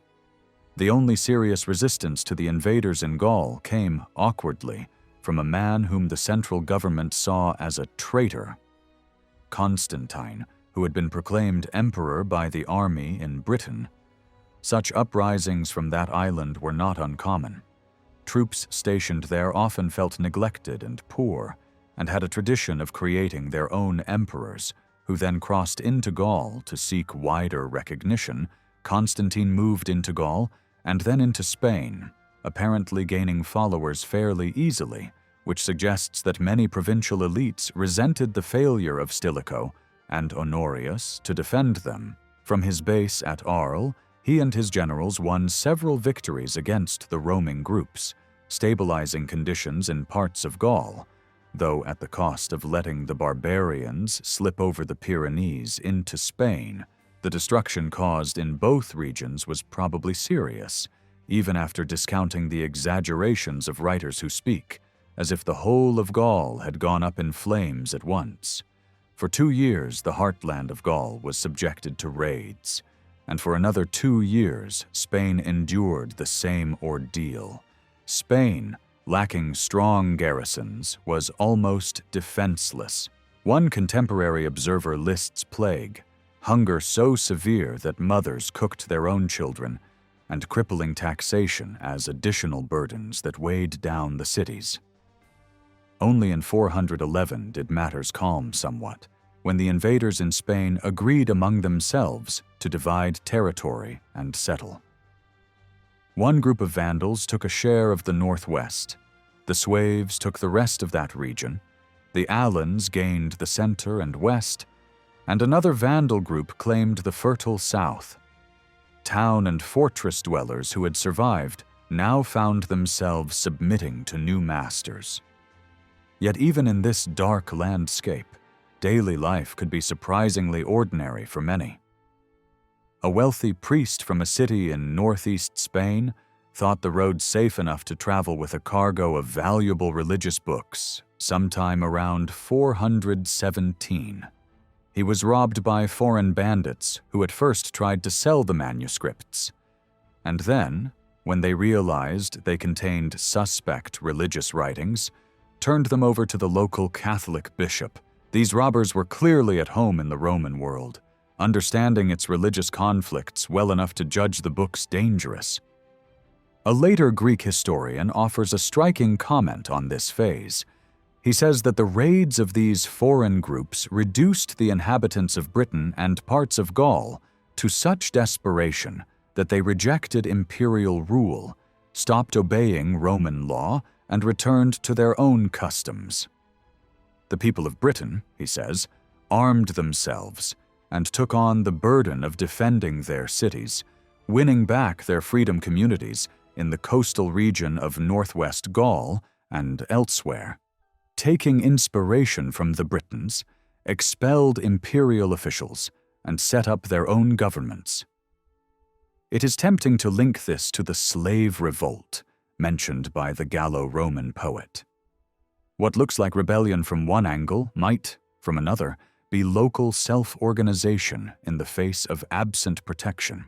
At the same time, official letters from Honorius urging provincial communities to look after themselves show that such steps were not always acts of open defiance, but sometimes responses to imperial abdication. In later brief notes, we read that Saxon forces devastated the British provinces, and that, a generation later, those same provinces had fallen under Saxon rule. Once Constantine had been removed, and Gaul largely cleared of the earlier invaders, a new force arrived from Italy, the Goths themselves. Alaric had died in southern Italy in 411 and was succeeded by his brother-in-law Ataulf. He marched into Gaul with his followers. Ataulf went further than Alaric in trying to weave his position into the fabric of imperial legitimacy. He once more raised Attalus as a rival emperor, but his most dramatic move was to marry Galla Placidia, the imperial princess whom the Goths had carried off from Rome. Their wedding took place in the house of a leading citizen in Narbonne. One historian describes the ceremony in vivid detail. Placidia, seated in imperial splendor in a hall adorned in Roman style, Ataulf beside her dressed not in Gothic finery, but in the cloak and uniform of a Roman general. As gifts, he presented 50 handsome youths in silk, each bearing large dishes heaped with gold and jewels taken during the plundering of Rome. When a son was born to the couple, they named him Theodosius, after his illustrious grandfather. Since Honorius had no children, some could imagine this child as a possible heir and a symbol of a new union between imperial and Gothic power. To devout minds, it seemed like the fulfillment of a prophecy about a marriage between rulers of North and South at the end of days. A high-ranking official later reported that Ataulf had once confided his early dream of replacing Roman rule with a Gothic one, turning the empire into Gothia. According to this report, Ataulf then claimed he had abandoned that idea, recognizing that his followers lacked the discipline to live under written laws and had chosen instead to support the Roman name with Gothic arms, wanting to be remembered as the restorer rather than destroyer of the empire. Whether or not these words were accurately remembered, they show how a Gothic king could present himself in language flattering to Roman ears. In the end, however, such ambitions came to nothing. Honorius's capable general Constantius trapped Ataulf in southern Gaul, forcing him to retreat into Spain. There, Ataulf was murdered by one of his own men. His successor, Wallia, reached an agreement with Constantius and turned his army against other foreign groups in Spain. A Spanish chronicler reports with grim satisfaction that, acting in the name of Rome, Wallia inflicted massive losses on these peoples, almost annihilating one Vandal group in the south and breaking the power of the Alans so thoroughly that their survivors merged with another Vandal faction. Constantius, perhaps alarmed at how strong the Goths might become in Spain, recalled them. He settled them instead in southwestern Gaul, in the rich valley of the Garonne between Toulouse and Bordeaux. For some local landowners, this new order, harsh as it was, seemed better than the chaos that had gone before. One aristocrat, who had suffered heavy losses under Ataulf, admitted that he now saw many of his compatriots prospering thanks to favor from Gothic leaders. From his point of view, peace under foreign protectors was a price worth paying after years of fear, flight, and destruction. The agreement that settled the Goths in southwestern Gaul, usually dated to 418, but now often placed a year later, did not look revolutionary at the time Roman leaders had tried to plant Gothic groups on imperial soil before. What makes this particular deal so important is what followed.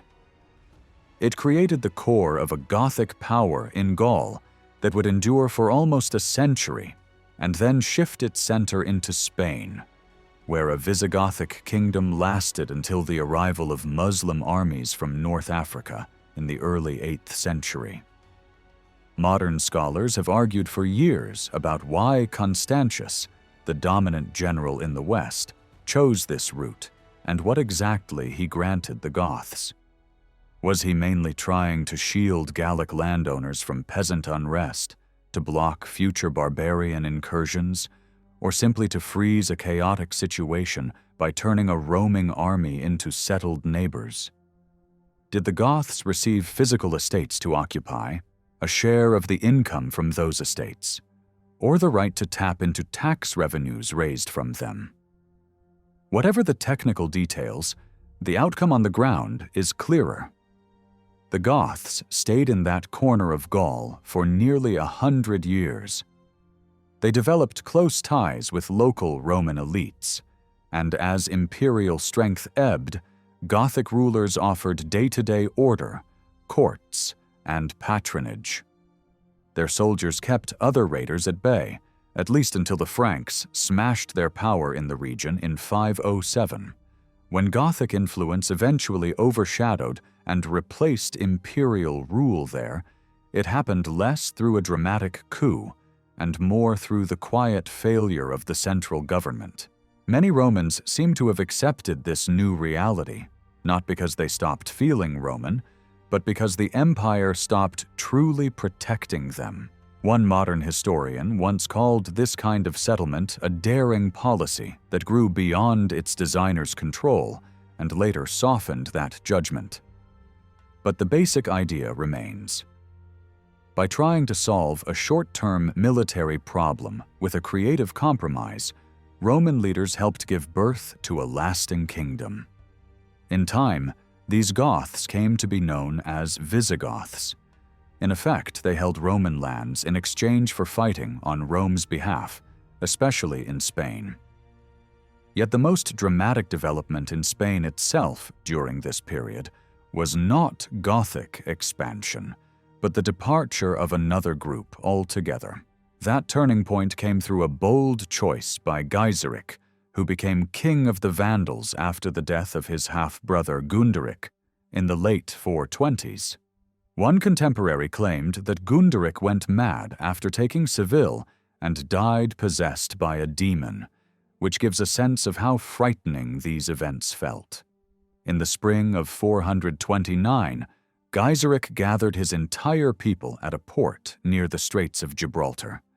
Vandals, Alans, their families and followers, all were brought together for a sea crossing to North Africa. Ancient estimates speak of around 80,000 people taking part. Once ashore, they began a long march of roughly 2,000 kilometers along the North African coast until they reached the densely populated provinces of Numidia, Africa Proconsularis, and Byzacina. In the summer of 430, they appeared before the town of Hippo, whose bishop was Augustine, one of the greatest Christian thinkers, then an old man approaching death. After a siege that lasted more than a year, the town fell. A few years later, in 435, Rome came to terms with Gaiseric. At the same time, another figure was emerging as the key Roman player in the West. This was Aetius, a soldier of provincial background who rose to dominate politics and war for 2 decades. He was born around 390 and entered military life while still very young. As a teenager, he had been held as a hostage, first at the court of Alaric the Goth, and later among the Huns. Much later, a Gallic aristocrat and poet would claim that Aetius learned the art of war from the Huns themselves. Around 424, serving a usurper named John, Aetius was sent back to the Huns to hire their support. He returned with a large force, but John had already been defeated. Even so, Aetius seems to have been rewarded for persuading the Huns to withdraw again. In the following years, his reputation as a commander grew. He broke a Gothic siege of Narbonne, clawed back land from the Franks, beat Alemannic forces in Raetia, and crushed a Visigothic force near Arles. His ambition matched his talent. He was suspected of arranging the murder of Felix, the leading general in the West at the time, perhaps with the backing of the influential imperial princess Galla Placidia. He clashed with Boniface, the powerful officer in Africa, and their rivalry ended in a battle near Rimini, in which Boniface was fatally wounded. Aetius still had enemies, and around 432 there was an attempt on his life. He fled to the Huns, who once again proved to be his allies, and with their help he forced his way back into office and to greater status. By the mid-400s and 30s, he held the highest military command in the West, and in 435 he gained the prestigious rank of patrician. For about 20 years, Aetius was the central figure in Western politics, though his campaigns rarely reached beyond Gaul. In 436, he defeated the Burgundians there. Then the next year unleashed his Hunnic allies against them, an episode dimly remembered later in legends like the Nibelungenlied. In 438, he won a major victory over the Visigoths. In 440 and 442, he arranged the settlement of groups of Alans along key routes in the Rhone Valley and in Armorica.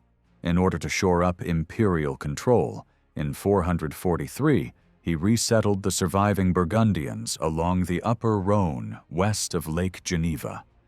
His greatest success came in 451, when he forged an alliance that included the Visigoths and other federate peoples to confront Attila's invasion of Gaul. The clash on the plains near Chalons checked Attila's advance and marked the beginning of the unraveling of Hunnic power north of the Danube. 3 years later, in 454, Aetius was cut down in the imperial palace by the Emperor Valentinian III. The next year, Valentinian himself was killed by 2 of Aetius's former bodyguards, both men with Gothic names. In Britain, Aetius is remembered only because of a haunting phrase in an obscure text. Gildas, a British monk writing a moral sermon in the mid-6th century, tried to explain the island's disasters as divine punishment. In passing, he sketched the story of how Picts and Scots had attacked the Britons, and how English and Saxon warriors were first hired as defenders and then turned on their employers. At some point after Aetius's 3rd term as consul, so between the mid-440s and his death, Gildas says that Aetius received a desperate appeal, often known as the groans of the Britons. The message cried that the enemy forced them back to the sea, and the sea drove them back to the enemy, so that they faced drowning on one side and slaughter on the other. Aetius, as far as we can tell, did nothing, and Britain had in effect been left to fend for itself for many years by then. Later tradition fixed the arrival of Angles and Saxons in Britain at 449. That date comes from Bede, who in the early 8th century struggled to impose a clear timeline on Gildas's undated narrative. Archaeology suggests the process began earlier. Material remains hint that in the time of Aetius, some pockets of Roman-style life survived, especially in Western Britain, but the overall picture is one of poverty and perhaps population decline. By the end of the 5th century, much of the southeast was in the hands of settlers from across the North Sea, while to the west, the descendants of Romanized Britons formed a patchwork of small kingdoms. Their leaders sometimes won striking victories. One of them may have been an Arthur, whose later literary transformation into a legendary king shows how long memories of that struggle endured. The Britons were not alone in appealing to Aetius without success. In 431, the Spanish bishop Hydatius went as envoy to him, seeking aid against the Sueves, who, after the Vandals had left for Africa, were pushing out of their zone in northern Spain. The mission failed. Aetius, whatever his later reputation, often turned his back on Spain and Africa, preferring to shore up his position in Gaul and strengthen his network among Gallic aristocrats. Some modern historians have argued that he had betrayed imperial interests twice before he secured supreme power. Valentinian eventually killed him on the grounds that he was a traitor, perhaps 30 years too late in the eyes of some. Yet to many Romans he still seemed a towering rescuer, so much so that stories grew up crediting him with deeds he almost certainly never performed, such as arranging the death of Attila. During most of Aetius's time in charge, the West had only 2 emperors. Honorius ruled from the late 4th century until the early 420s, and Valentinian III from the mid-420s until the mid-450s. Both had come to the throne as boys and never truly escaped the shadow of stronger advisors or the pressure of events. By contrast, 3 barbarian rulers stand out as giants of the same period. The first was Theodoric I of the Visigoths, who reigned from the early 420s until 451. Under him, the Goths consolidated their base in southwestern Gaul, and their forces became an essential pillar of Western defense. Survival itself was one of his greatest achievements. His 3 immediate predecessors had collectively ruled for only 7 years, one of them for a single week before being murdered. Under Theodoric, the settlement in Aquitaine took firm shape. He fought Rome several times, but also fought on Rome's side. When Attila advanced into Gaul, Theodoric reportedly received messages urging him to break with the empire. Instead, he led what was probably the largest single contingent in Aetius's coalition at the Great Battle in 451, and died there fighting. A Gallic senator named Avitus seems to have been a key figure in his life, though this may reflect our sources more than reality. Avitus persuaded him to lift a siege of Narbonne, mediated a peace with Aetius, and oversaw the training of his son. It was Avitus who is said to have convinced him to march against Attila. After Theodoric's death, his son Theodoric II supported Avitus's short-lived spell as emperor. The readiness of Gothic kings to cooperate with the powerful aristocracy of Gaul was one major reason why their kingdom remained stable. The second great figure was Gaiseric of the Vandals, whose reign stretched almost 50 years and spanned the move from Spain to North Africa and the creation of a maritime power that dominated the Western Mediterranean. Although this account focuses on Europe rather than Africa, his impact on the fate of the Western Empire was so deep that he cannot be ignored. By most standards, he was the most successful of all the barbarian rulers who carved out realms on Roman ground. In 439, Gaiseric broke out from Mauritania and struck at Carthage, the second city of the Latin West, and the main hub for the grain and oil shipments that kept Rome fed. The bishop of Carthage, Quodvultius, later lamented not only the slaughter of women and infants, but the social upheaval that followed. Women who had once commanded large households now found themselves serving foreign masters in humiliation. The imperial government hastily assembled a huge fleet in Sicily to sail against him in 441, but the ships never left. A new emergency loomed from the north in the form of Hunnic pressure, and the court preferred to buy peace. In 442, a treaty ceded much of North Africa to the Vandals. Gaiseric was formally recognized as a king, allied to the empire, and a friend of Rome. His son, Hunneric, held in the imperial court as a hostage, was promised in marriage to Eudocia, the daughter of Valentinian III. Never before had such a marriage between an imperial princess and the heir of a barbarian king been framed as official policy. The consequences would echo for generations. Hunneric ruled the Vandals from the late 470s, and in 523, their son Hilderic took the throne.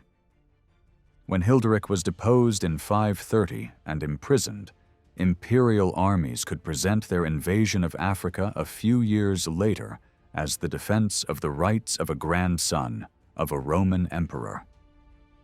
Public relations in the West tried to turn the 442 treaty into a story of advantage. Gaiseric had been turned from threat into ally. Grain shipments to Rome apparently resumed. Imperial troops were free to deal with the looming danger in the Balkans. Gaiseric also had troubles of his own, including a serious plot against him that same year, which led to the execution of many Vandals. Yet he survived that, as he survived a large naval assault mounted from the west in 460, capturing most of the attacking fleet, and another huge expedition sent from Constantinople in 468, which reportedly failed through a mixture of bad decisions and well-placed bribes. Gaiseric outlived the Western Empire itself, dying in 477.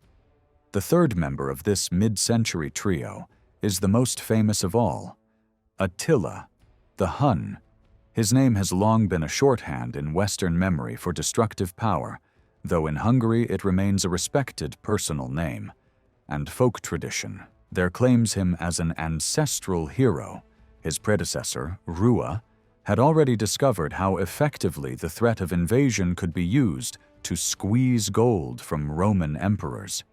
Attila shared power with his brother Bleda for about a decade, and then ruled alone after Bleda's death, which Roman writers usually attribute to fratricide. It is hard to say just how far Attila's ambition reached. He was certainly a master of financial pressure. Earlier agreements had promised the Huns 350 pounds of gold each year from the east. From 438, that sum doubled. In 447, after another devastating incursion, he demanded control over a wide strip of land south of the Danube, more than 2,000 pounds of gold annually, and extra payments to cover alleged arrears. By some calculations, over the years of regular tribute and special settlements, the Huns received more than 9 metric tons of gold from the Eastern Empire. He launched 4 major campaigns that terrified contemporaries. 2 struck into the Balkans and toward Constantinople in the early 440s, and again in 447, 2 targeted the west. In 451, he pushed into Gaul, where Aetius and his coalition met and checked him in a great set-piece battle. The next year he invaded Italy, pushing deep into the peninsula before turning back, an outcome later wrapped in stories about a dramatic meeting with Pope Leo the Great. Although mundane factors like disease and supply probably mattered more than any single encounter, at Milan, one historian records, Attila saw a painting showing Roman rulers enthroned above heaps of dead Goths, and ordered another painting in which he sat enthroned while emperors poured out bags of gold at his feet. Stories also link him with the imperial princess Honoria, who allegedly sent him a plea for help along with a ring. Attila may have claimed that this gesture amounted to a betrothal and demanded half the Western Empire as her dowry. Whether he believed this or simply used it as a bargaining chip, he never achieved dominion over the West. Rome, battered as it was, still had astonishing resilience. it could still bring together enough forces to stop him in Gaul and to deny him a lasting foothold in Italy. Attila died suddenly in 453. One account says he suffered a fatal nosebleed while celebrating at night with a young wife. Others mutter about murder and secret plots. Some even credit Aetius with paying a bodyguard to do the deed. Whatever the truth, his confederation fragmented with extraordinary speed after his death, and the loose empire he had built north of the Danube fell apart. For Attila, we are unusually fortunate to have a first-hand portrait from a Roman visitor. Priscus of Panium, a diplomat and writer, left a vivid account of an embassy to the Hunnic court in 449. A long extract of this narrative was copied centuries later by a Byzantine emperor interested in the art of diplomacy. Priscus went as part of a delegation led by the ambassador Maximinus. He describes their frustration as they waited for audiences, worried over the loyalty of their interpreter, and tried to read hints and half-spoken threats in every conversation. He paints a picture of a world where Roman and steppe cultures were deeply entangled. He describes Attila's wooden halls, one of which contained a stone bathhouse designed and built by a Roman prisoner who had hoped in vain to earn his freedom. Attila employed Roman secretaries to read from official documents. At one point, they recited lists of Huns who had defected to Rome and whom Attila demanded to have returned. His anger when he learned they had not been surrendered was fierce. Priscus reports that Attila said he would have impaled the ambassador and left his body for the birds, had diplomatic custom not forbidden such treatment of envoys. During one visit, Priscus heard someone greet him in Greek. He had already seen Greek-speaking captives among the Huns, easy to recognize by their ragged clothes and unkempt hair. This man, however, looked and dressed like a prosperous nomad, with neat hair and fine gear. He explained that he came from a town on the Danube and had once been a merchant captured by the Huns. He had fought for them, earned his freedom, married a local woman, and started a family. He insisted that his life was better now than under Roman rule.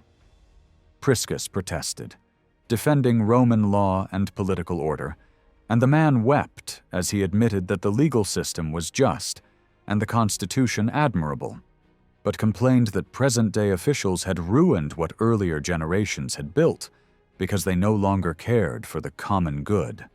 Priscus presents himself as winning the argument. Yet soon afterwards, another Hun made almost the same point to him, telling him that servitude under Attila was preferable to wealth in Roman lands. On their journey home, Priscus and his companions saw the harsh side of Hunnic power as well. They passed the impaled body of a spy and heard of slaves executed for killing their lords in battle. This single embassy narrative offers a rare window on the practical realities of contact between Rome and the peoples beyond its borders. It shows embassies as tense games of nerves and interpretation, reveals how deeply Roman skills and personnel were woven into the machinery of Attila's court, and captures the unsettling fact that some former Romans now judged life under a so-called barbarian ruler to be more predictable and secure than life under a corrupt empire. In the space of just a few years, 3 towering figures disappeared from the Western political stage. Attila died in 453, and the loose confederation he had held together around the Danube collapsed soon afterwards. A year later, Aetius was cut down in the imperial palace, and in 455, the Emperor Valentinian III was murdered in revenge. Writing centuries later, Bede would claim that the death of Valentinian marked the true end of the Western Empire. He was exaggerating, but not without reason. Later rulers in the West, such as Majorian and Anthemius, were energetic and talented. yet their authority rarely extended beyond parts of Italy and a few neighboring regions. Others were little more than ceremonial emperors put on the throne by powerful military leaders, many of them of non-Roman origin, who formally acted in the emperor's name while pursuing their own goals. Before loading all the blame onto barbarian generals, it is useful to glance at the eastern half of the empire, where one such general actually helped to keep the system functioning. This was Aspar, an Allan by ancestry, whose father Ardabur had led Roman armies successfully against Persia. Aspar was present when Theodosius II died, and almost certainly played a decisive role in raising Marcian, a member of his household, to the throne. He was granted the senior aristocratic rank of patrician in the early 400s and 50s, and later secured the choice of Leo as emperor, after Marcian I. Later source even claims that Aspar himself was invited to become emperor, though that is doubtful. For a while, his influence was immense and rested heavily on Gothic allies under his command. Eventually, Leo slipped out of his control. The emperor began to rely on tough mountaineers from Isauria.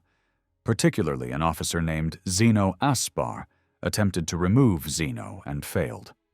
A few years later, Leo arranged the killing of Aspar and his son Ardabur. Before long, Zeno himself, with his unfamiliar provincial name, was emperor. To many in the capital, this man from the interior of Asia Minor looked little different from the barbarians beyond the frontier. In truth, both East and West ended up in the hands of generals of non-traditional background. The contrast between the two courts was one of outcome, not of structure. The fall of Hunnic power created turmoil along the middle and lower Danube. For decades, Goths, Gepids, Herules, Rugians, Sueves, Scyrians, and others had lived under Hunnic supremacy.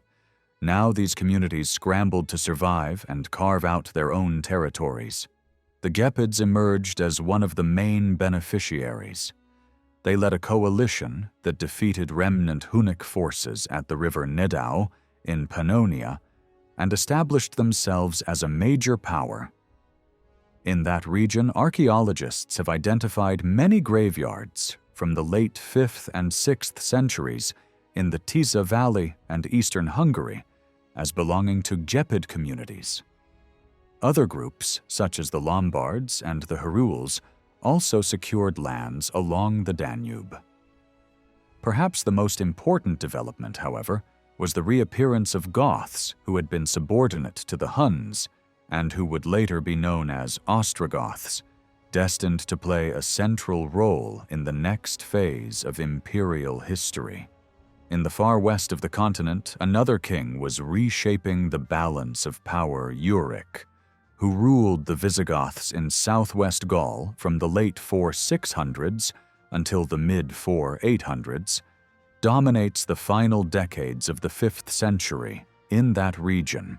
The image of Euric that appears in many older histories ultimately goes back to the Gothic writer Jordanes, who compressed many of the woes that afflicted the Western Empire into Euric's lifetime, and turned both Euric and Gaiseric of the Vandals into sharply drawn villains to drive a narrative of decline. In reality, Euric did not mark a sudden break with the past.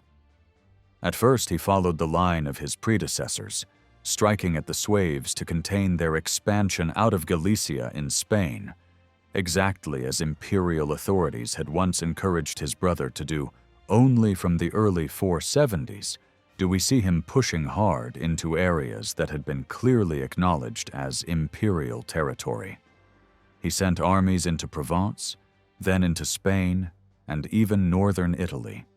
In 475, he obtained the region of Auvergne, with its main city of Clermont, by a diplomatic exchange involving Arles and Marseille, and soon recovered those coastal cities as well. By this time, it was no longer clear who, if anyone, was truly emperor in the West. Why Euric shifted from cautious ally to open expansion is still debated. Some later writers painted him as instinctively hostile to Roman culture, claiming that he could barely speak Latin and that he turned against the Catholic Church in his domain. The bishop Sidonius Apollinaris, who later became Bishop of Clermont, complained that Euric neglected Catholic interests, a complaint which a later historian, Gregory of Tours, inflated into a tale of full-scale persecution. Others, however, see Euric as a ruler eager to adopt Roman methods. He chose respected Roman advisors and officials, ordered Gothic law to be written down in Latin, and appears to have believed that only a strong hand like his could preserve order in a crumbling world. One way to approach his reign is through the careers of Romans around him. One such figure was Arvandus, a senior administrator who served as Praetorian prefect of Gaul in the mid-460s. Our main source is a letter by Sidonius Apollinaris, who knew him personally and, because of the sensitivity of the case, almost certainly does not reveal everything. Sidonius describes Arvandus as an able official whose second term in office went badly wrong.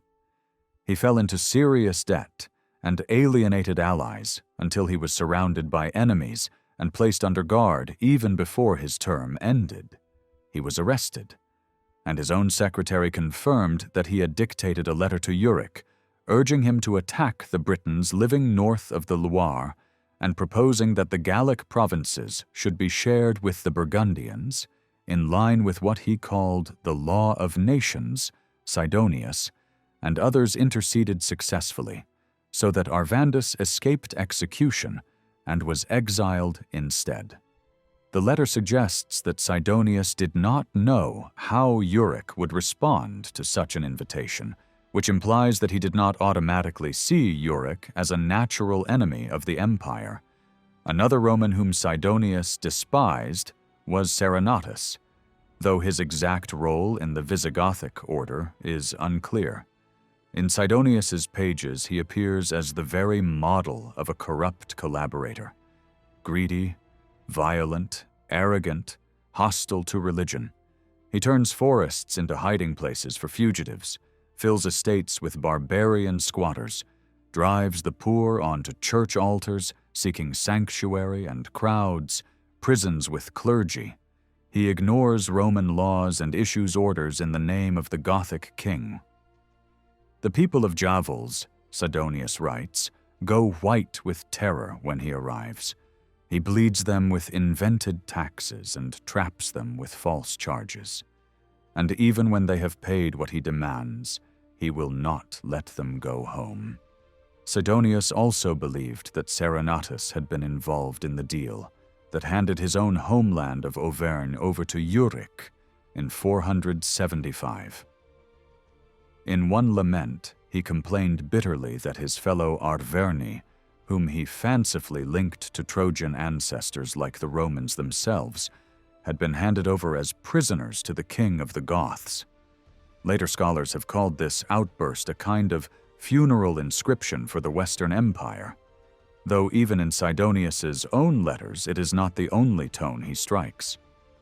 Serenatus eventually faced judgment and was executed, and there is no reason to treat him as typical of all Roman supporters of Euric. Other men of high standing and impeccable cultural credentials worked willingly with the king. One of them was Nemetius, a man of literary interests who borrowed books by Varro and Eusebius from Sidonius, and whom Euric placed in charge of the fleet defending the Atlantic coast of Gaul against Saxon raiders.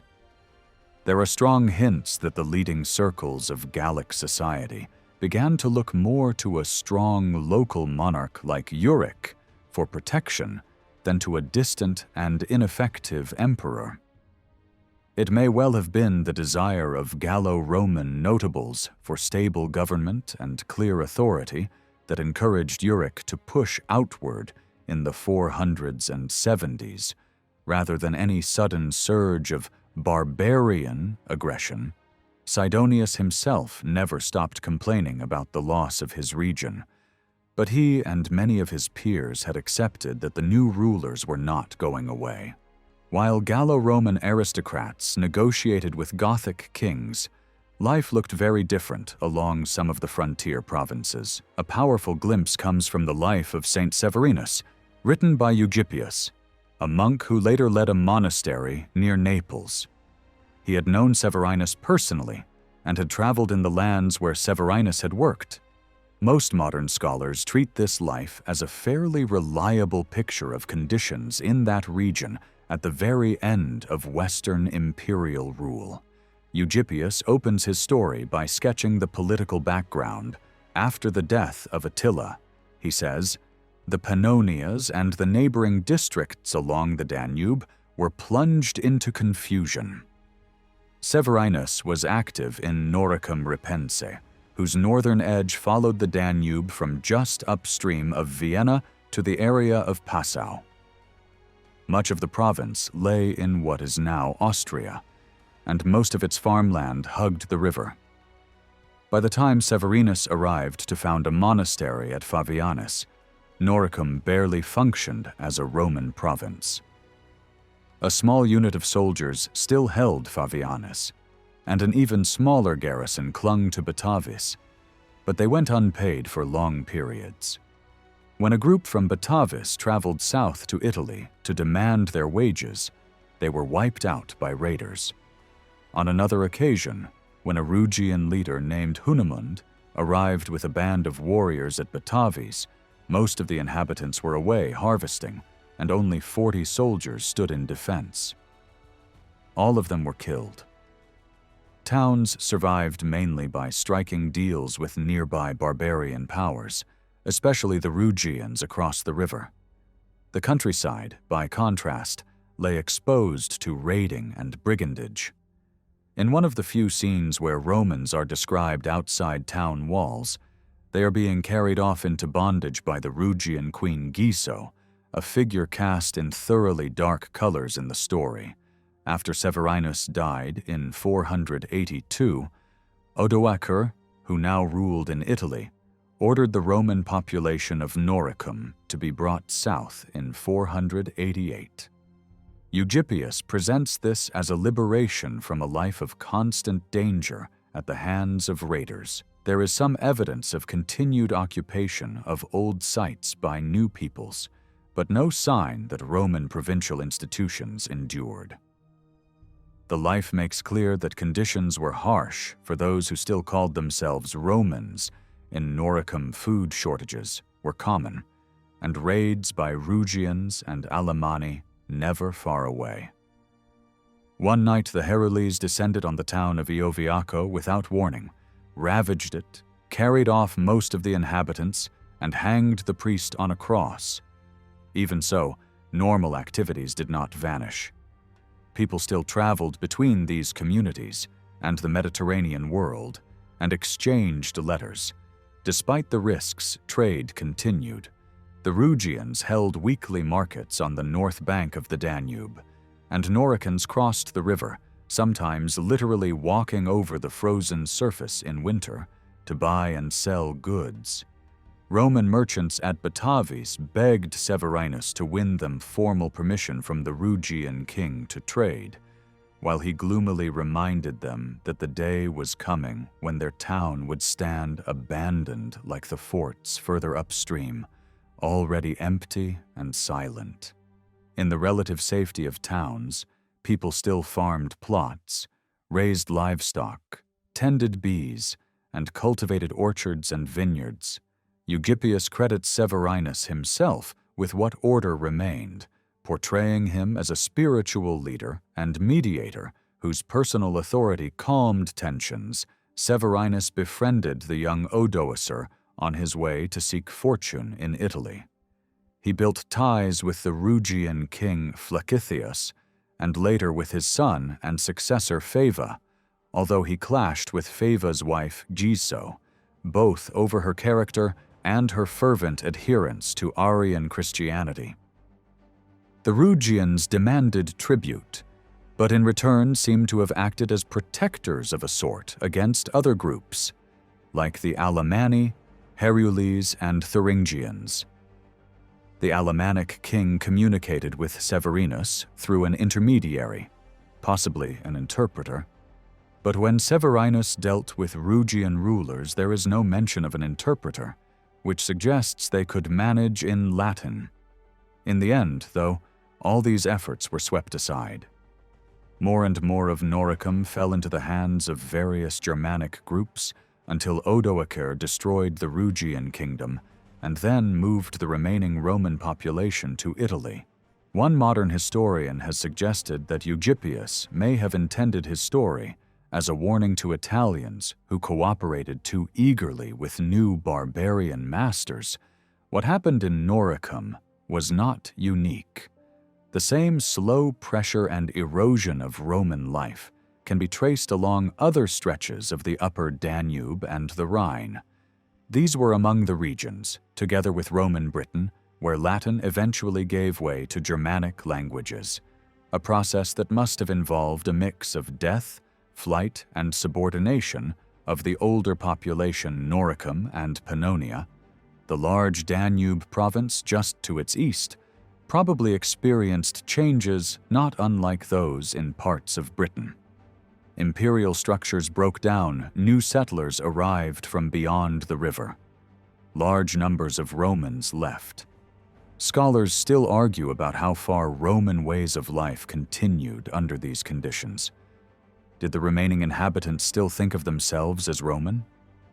Did towns remain functioning urban communities? Or did they become hollow shells sheltering scattered groups of people amid ruins?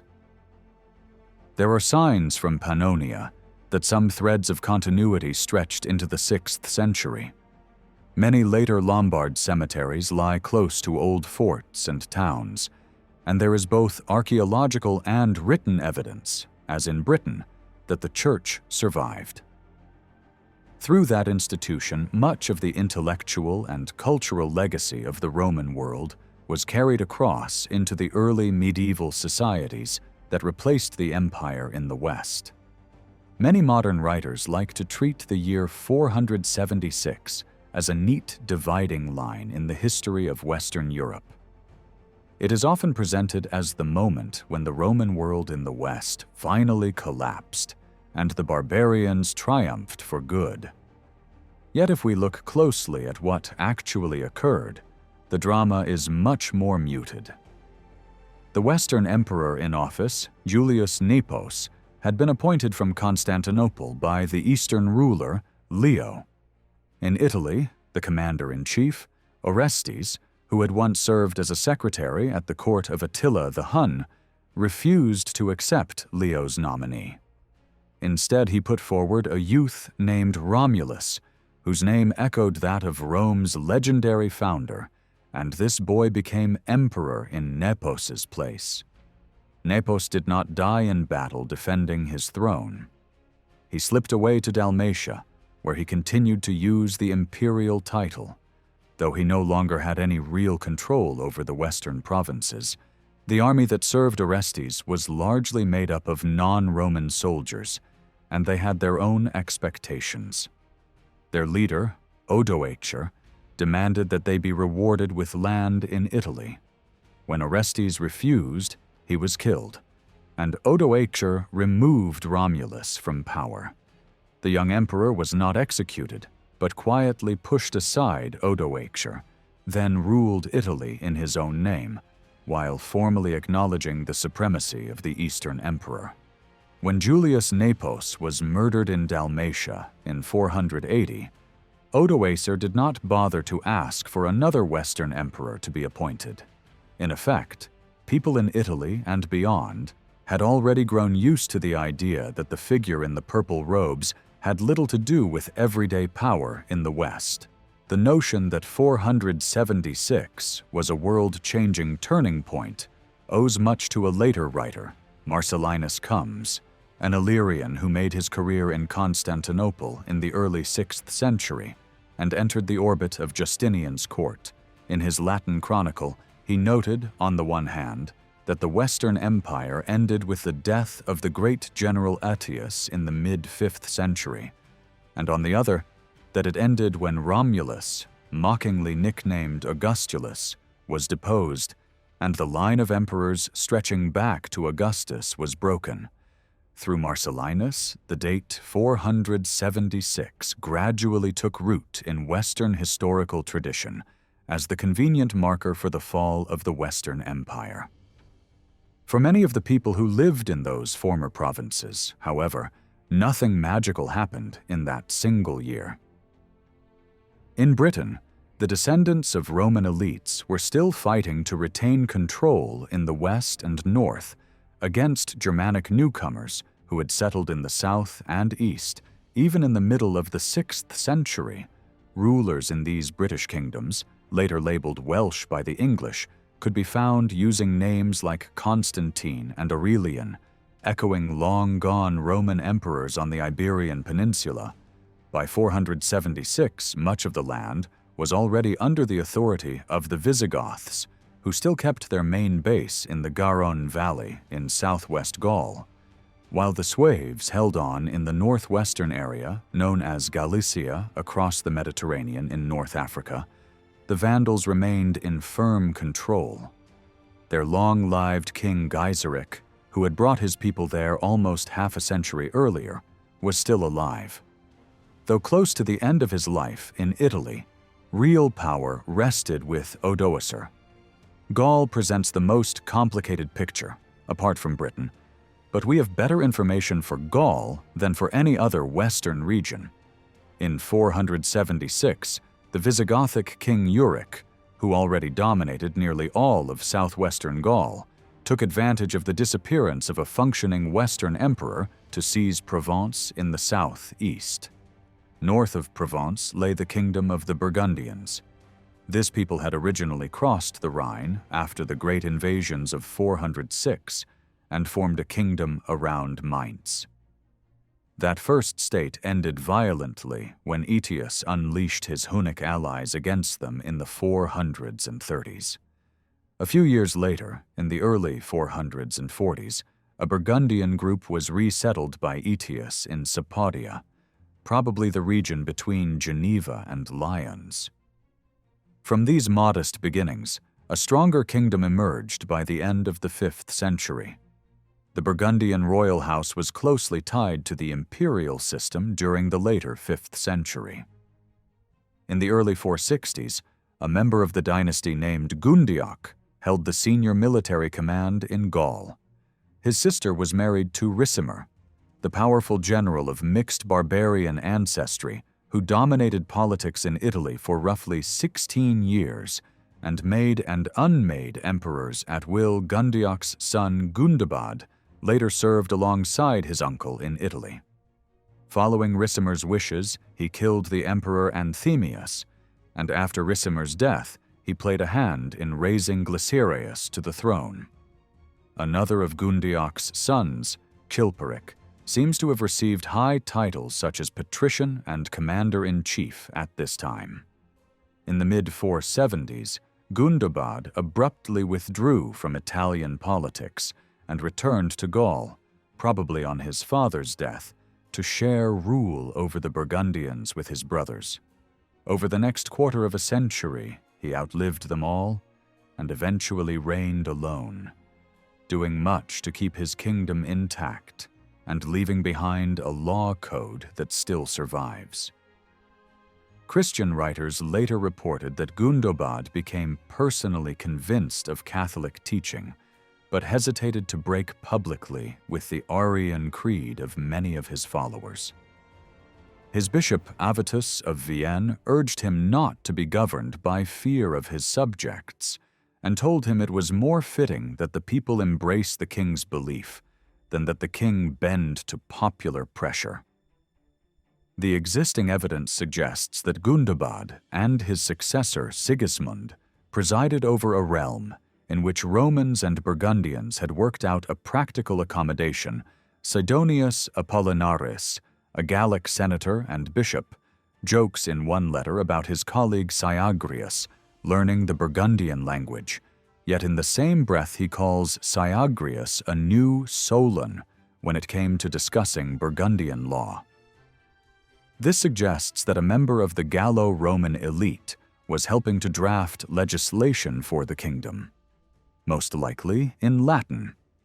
At roughly the same period, Sidonius notes that Euric among the Visigoths was also compiling laws, a project probably reflected in what later generations knew as the Code of Euric, which reworked Roman legal material into a new context. The surviving fragments show that this was not a rejection of Roman law, but a selective rewriting. In both the Visigothic and Burgundian realms, the emerging political systems look less like pure barbarian creations and more like post-Roman or sub-Roman states that blended old imperial practices with new rulers. Further west in Gaul, in Armorica, another development was reshaping the map. There, migrants from Britain had been arriving for some time, seeking safety and opportunity on the mainland.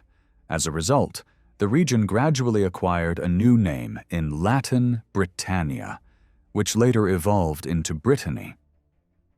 In the Middle Ages, people would speak of Lesser Britain on the continent and Great Britain across the Channel. The British settlers built up a notable military presence. One of their leaders, Rhyothemus, is known by name. He fought against Euric at imperial request, and, when defeated, sought refuge among the Burgundians. Sidonius Apollinaris later wrote to him to ask for the return of certain slaves who, as he put it, had been enticed away from their master by persuasive Britons. Some modern writers have wondered whether Rhyothemus influenced later legends of King Arthur. What we can say is that he was an active British commander on the continent, at the same time as a figure named Ambrosius Aurelianus was leading Romano-British resistance in Britain itself. By contrast, there is no firm contemporary evidence for Arthur. To the east of the British in Gaul stood the Franks. Scholars still debate how much of northeastern Gaul they effectively controlled by the late 5th century, but it is clear that their power was growing. Our main guide to Frankish history in the 6th century is Gregory of Tours, bishop of that city for more than 20 years. His account is detailed when he writes about his own lifetime, but becomes thin and uncertain for earlier decades, especially when he describes how the Franks came to dominate northern Gaul. The first Frankish ruler who emerges clearly is Childeric, whose death Gregory places around 481. Curiously, we know more about Childeric's burial than his life. His grave was discovered in Tournai in the 17th century. Although the excavation was crude by modern standards, the finds still give us a remarkable glimpse of his status. The burial was surrounded by horse graves, the animals almost certainly killed as part of the rituals. Childeric himself was laid to rest with rich weapons and ornaments, including a striking quantity of gold. This sort of lavish warrior burial does not look typical of the late Roman world. On the other hand, it does not resemble ordinary Frankish graves of the same date either. Instead, it resembles the grand burials of leaders from the period of Hunnic dominance, and the gold and garnet decoration of his gear fits the international fashion spread among barbarian elites in that era. At the same time, he was interred in a Roman cemetery, wearing a cloak fastened with a brooch like those of Roman officers, and bearing a seal ring with a Latin inscription that named him as King Childeric. A contemporary letter from Bishop Remigius of Reims, written to Childeric's son, tells us that Clovis had inherited the administration of the province of Belgica Secunda, which his ancestors had managed before him, and urges the young king to cooperate with his bishops. Childeric therefore seems to have been both a Frankish war leader and a regional Roman official. it may be misleading to imagine him choosing between two identities. For him, there was probably no sharp line between the Frankish and Roman spheres. In this sense, he resembled his Burgundian contemporary Gundobad. Although his connections with imperial high politics were less prominent, Gregory of Tours provides few hard facts about Childeric's campaigns, though other sources suggest that he commanded troops over a large stretch of northern Gaul. Instead, Gregory recounts a moralizing story in which Childeric is supposedly expelled by his people for seducing their daughters and spends 8 years in exile at the court of King Bicinus in Thuringia, east of the Rhine, before returning with Bicinus's wife and fathering Clovis. The tale probably tells us more about later attitudes than about Childeric's real life. It does contain one intriguing detail. During Childeric's absence, Gregory says, the Franks unanimously chose Aegidius, a Roman officer who had been sent from Italy to command the army in Gaul, as their king Aegidius had been appointed by the Emperor Majorian around 456, and the timetable just about allows for an 8-year spell in a special position over the Franks before Aegidius's death in 465. He left a son, Syagrius, whom Gregory later calls King of the Romans, because he still commanded a Roman army in northern Gaul into the 480s. Whatever we make of Gregory's phrase about Aegidius as king of the Franks, it hints at the close intertwining of Roman officers and Frankish forces in this region. Childeric's son Clovis is usually regarded as the true founder of the Merovingian royal line. Almost everything we know about him comes from Gregory of Tours, writing more than 70 years after Clovis' death in 511. And whenever Gregory's dates can be checked, they tend to be unreliable. Even so, Clovis's main achievements are clear enough. He defeated neighboring peoples such as the Thuringians and Alamians, destroyed the Visigothic power in Gaul based on Toulouse, eliminated other competing Frankish dynasties, and made his own family the sole royal house, a status it kept for about 2.5 centuries. Most significantly of all, he converted to Christianity in its Catholic form, rather than adopting the Arian version favored by many other Germanic rulers. From Constantinople, the Emperor Anastasius rewarded Clovis with an honorary imperial dignity, probably that of consul. Gregory portrays Clovis standing in the Church of St. Martin at Tours, wearing a purple tunic and a jeweled headband, then riding in procession to the cathedral as he scattered gold and silver coins among the crowd in the style of Roman consuls of old. Many historians have seen one of Clovis's greatest successes in the way he secured the support of the Gallo-Roman elite, and his embrace of Catholic Christianity certainly helped. During his campaign against the Visigoths, he seems to have presented his war as a holy cause against heresy, appealing directly to Catholic Romans under Gothic rule. A curious passage in Procopius, the Eastern historian, reinforces the idea that Frankish and Roman forces blended together. He describes the Franks, whom he calls Germans, and a neighboring group called Arboricoi, probably the Armoricans of northwest Gaul. Through intermarriage, he says, they became one people, and Roman soldiers in Gaul merged with them. In his view, even in his own time in the 6th century, these troops could still be recognized as descendants of old Roman legions. They continued to carry distinct standards into battle and followed the customs of their ancestors. They even preserved Roman-style dress, down to their footwear. Although Procopius often embroidered his accounts of barbarians, the idea that remnants of Roman units were absorbed into Frankish armies is very plausible.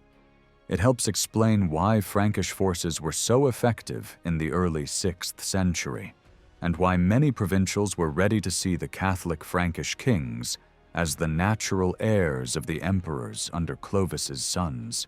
Military success continued. After their father's death in 511, his 4 surviving sons divided his territories among themselves, under the watchful eye of their mother Clotilde. In the next decades, the Frankish rulers completed the conquest of Gaul by taking over the Burgundian kingdom. They pushed further eastward, confronting the Saxons several times. Gregory claims that these campaigns took place when the Saxons failed to pay tribute they had agreed to pay, and it is likely that other neighbors, such as the Thuringians, Alamans, and Bavarians, also occupied a subordinate position at first Frankish war bands, even campaigned in Spain and Italy. To understand why they were able to intervene south of the Alps, we must return to events in Italy after Odoacer's rise to power. In the late 460s, the Goths settled in Thrace, already long established there, were in a relatively strong position. They enjoyed official recognition as allied troops and received regular payments, and their proximity to Constantinople gave them influence at the court. As the Emperor Leo increasingly relied on the Isaurian commander Zeno, the Thracian Goths, under their leader Theodoric Strabo, feared being pushed aside and revolted.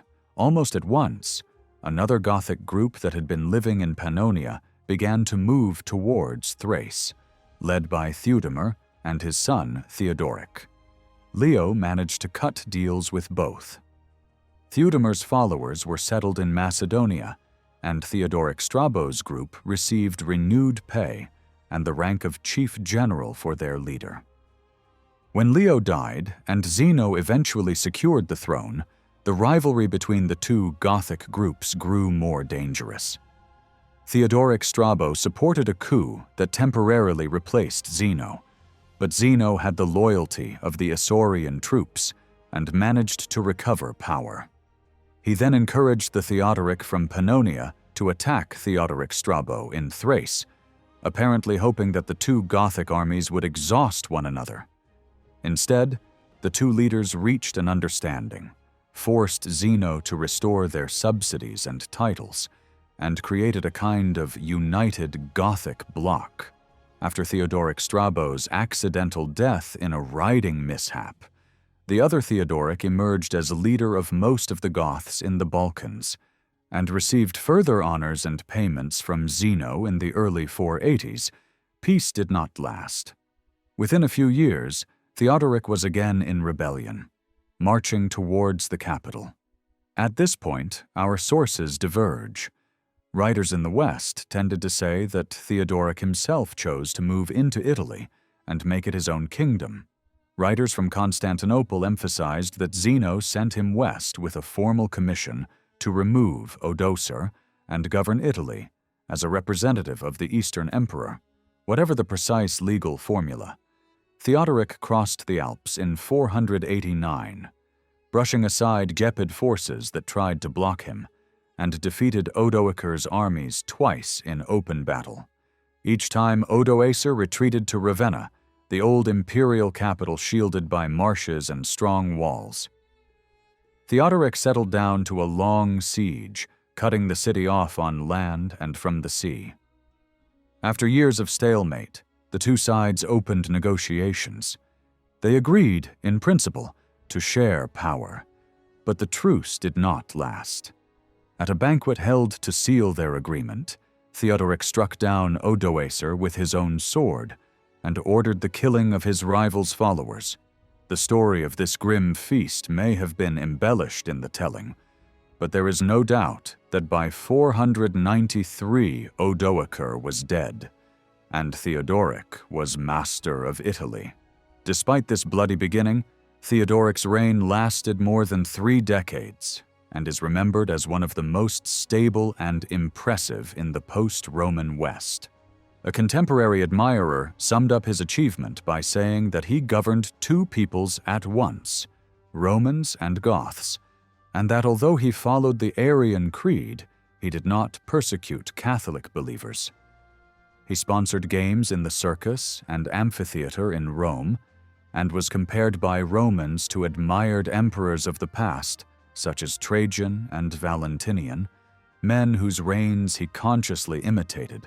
Among the Goths, he was praised for issuing an edict of justice and regarded as their best king. Modern historians have noted that Theodoric's kingdom in Italy preserved more Roman traditions than any other barbarian realm. In official letters drafted by the scholar Cassiodorus, Theodoric speaks of himself with deep respect towards the emperor in Constantinople. Yet some have argued that this deference was mainly a diplomatic pose, and that in practice he behaved as an equal. Whether or not we accept that judgment, his Roman-style image was carefully crafted. Our knowledge of his rule comes largely from his own chancery, and from the messages struck in metal by his mints.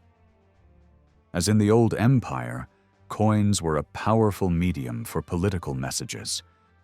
Theodoric adopted imperial visual language with striking boldness. Early in the reign of Anastasius, he issued a large gold medallion that closely followed imperial models. On one side, he appears in full regalia, holding a globe surmounted by the figure of victory, just as emperors had done. On the other side, the same goddess stands with an inscription that can be translated as King Theodoric, Conqueror of Nations. Apart from the long hair and a prominent mustache, the style could easily be mistaken for an imperial issue. In a formal letter to Anastasius, Theodoric declared that his rule was an imitation of the emperor's, a copy of the one true empire carried out with similar intentions. Imitation, however, did not mean subordination in every respect. Theodoric cultivated ties with the Roman Senate, the body that represented Italy's great landowning families, and took care to treat the Catholic Church with respect despite theological differences. When a disputed papal election threatened to divide Rome, the rival factions appealed to him for arbitration. At a church council held in 499, whose minutes survive, the assembled clergy greeted him with repeated acclamations, praising him as their protector. While the Eastern emperor was not even mentioned, one surviving inscription from near the Appian Way outside Rome records the dedication of a monument by a senator who saluted Theodoric as victor and conqueror, ever august, born for the good of the Commonwealth, guardian of freedom, defender of the Roman name, and tamer of foreign peoples. Apart from the word king attached to his name, the language could have been taken from an inscription in honor of a Roman emperor. In the final years of his rule, the balance Theodoric had built in Italy began to break down. His attitude towards the Roman elite hardened, suspicion grew, and two of the most distinguished senators of their day, Symmachus and Boethius, were put to death. Boethius wrote his famous work, The Consolation of Philosophy, while waiting for execution in prison, and for centuries it would shape philosophical thought in Latin Europe. Not long after these trials, Theodoric also had Pope John arrested and locked away, where he died. At the same time, his wider plans were unraveling. His carefully constructed network of alliances was weakening. His hopes for a smooth succession were failing, and his wider ambitions in the West were no longer being realized. Had he lived longer, he might conceivably have rebuilt his position, but he died in 526. Power in Italy then fell to his daughter Amalasuntha, who governed in the name of his young grandson Athalaric, only about 10 years old. She struggled to hold the kingdom together and was eventually murdered in 535. The next year, the Emperor Justinian used her death as the pretext to launch a great campaign to bring Italy back under direct imperial control. The best way to understand Theodoric's vision is to look at his dealings with other powers. His foreign policy shows clearly that he saw himself as more than just one king among many. A revealing moment came in 508, when he wrote a formal letter to the Eastern Emperor Anastasius. On the surface, the tone is deferential, full of respect and praise for the emperor in Constantinople. Yet behind the polite language lies a reprimand. That year, Anastasius had made common cause with the Franks and sent a fleet to raid the shores of Italy. Theodoric reminded him that he, not the Franks, was the true guardian of the Roman inheritance in the West, ruling the one Western state that genuinely tried to keep Roman culture and institutions alive. He declared that his people outshone all others only because they followed the lead of the emperor, which in effect implied that he too stood close to the imperial level and should be treated as such. This sense of superiority appears again in the way he communicated with other barbarian rulers. In one letter written by his chief minister Cassiodorus on his behalf, Theodoric sends 2 elaborate timepieces to Gundobad, king of the Burgundians. The gift is not just generous, but loaded with meaning.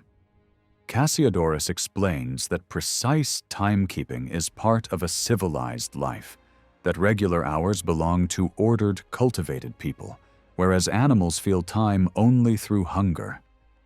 The message could hardly be more pointed. Theodoric, the former Gothic war leader, now presents himself as the teacher of civilization, bestowing the tools of a higher way of life on less refined kings. In the eyes of his own circle, he had moved beyond his origins, and now spoke from the position of someone almost imperial.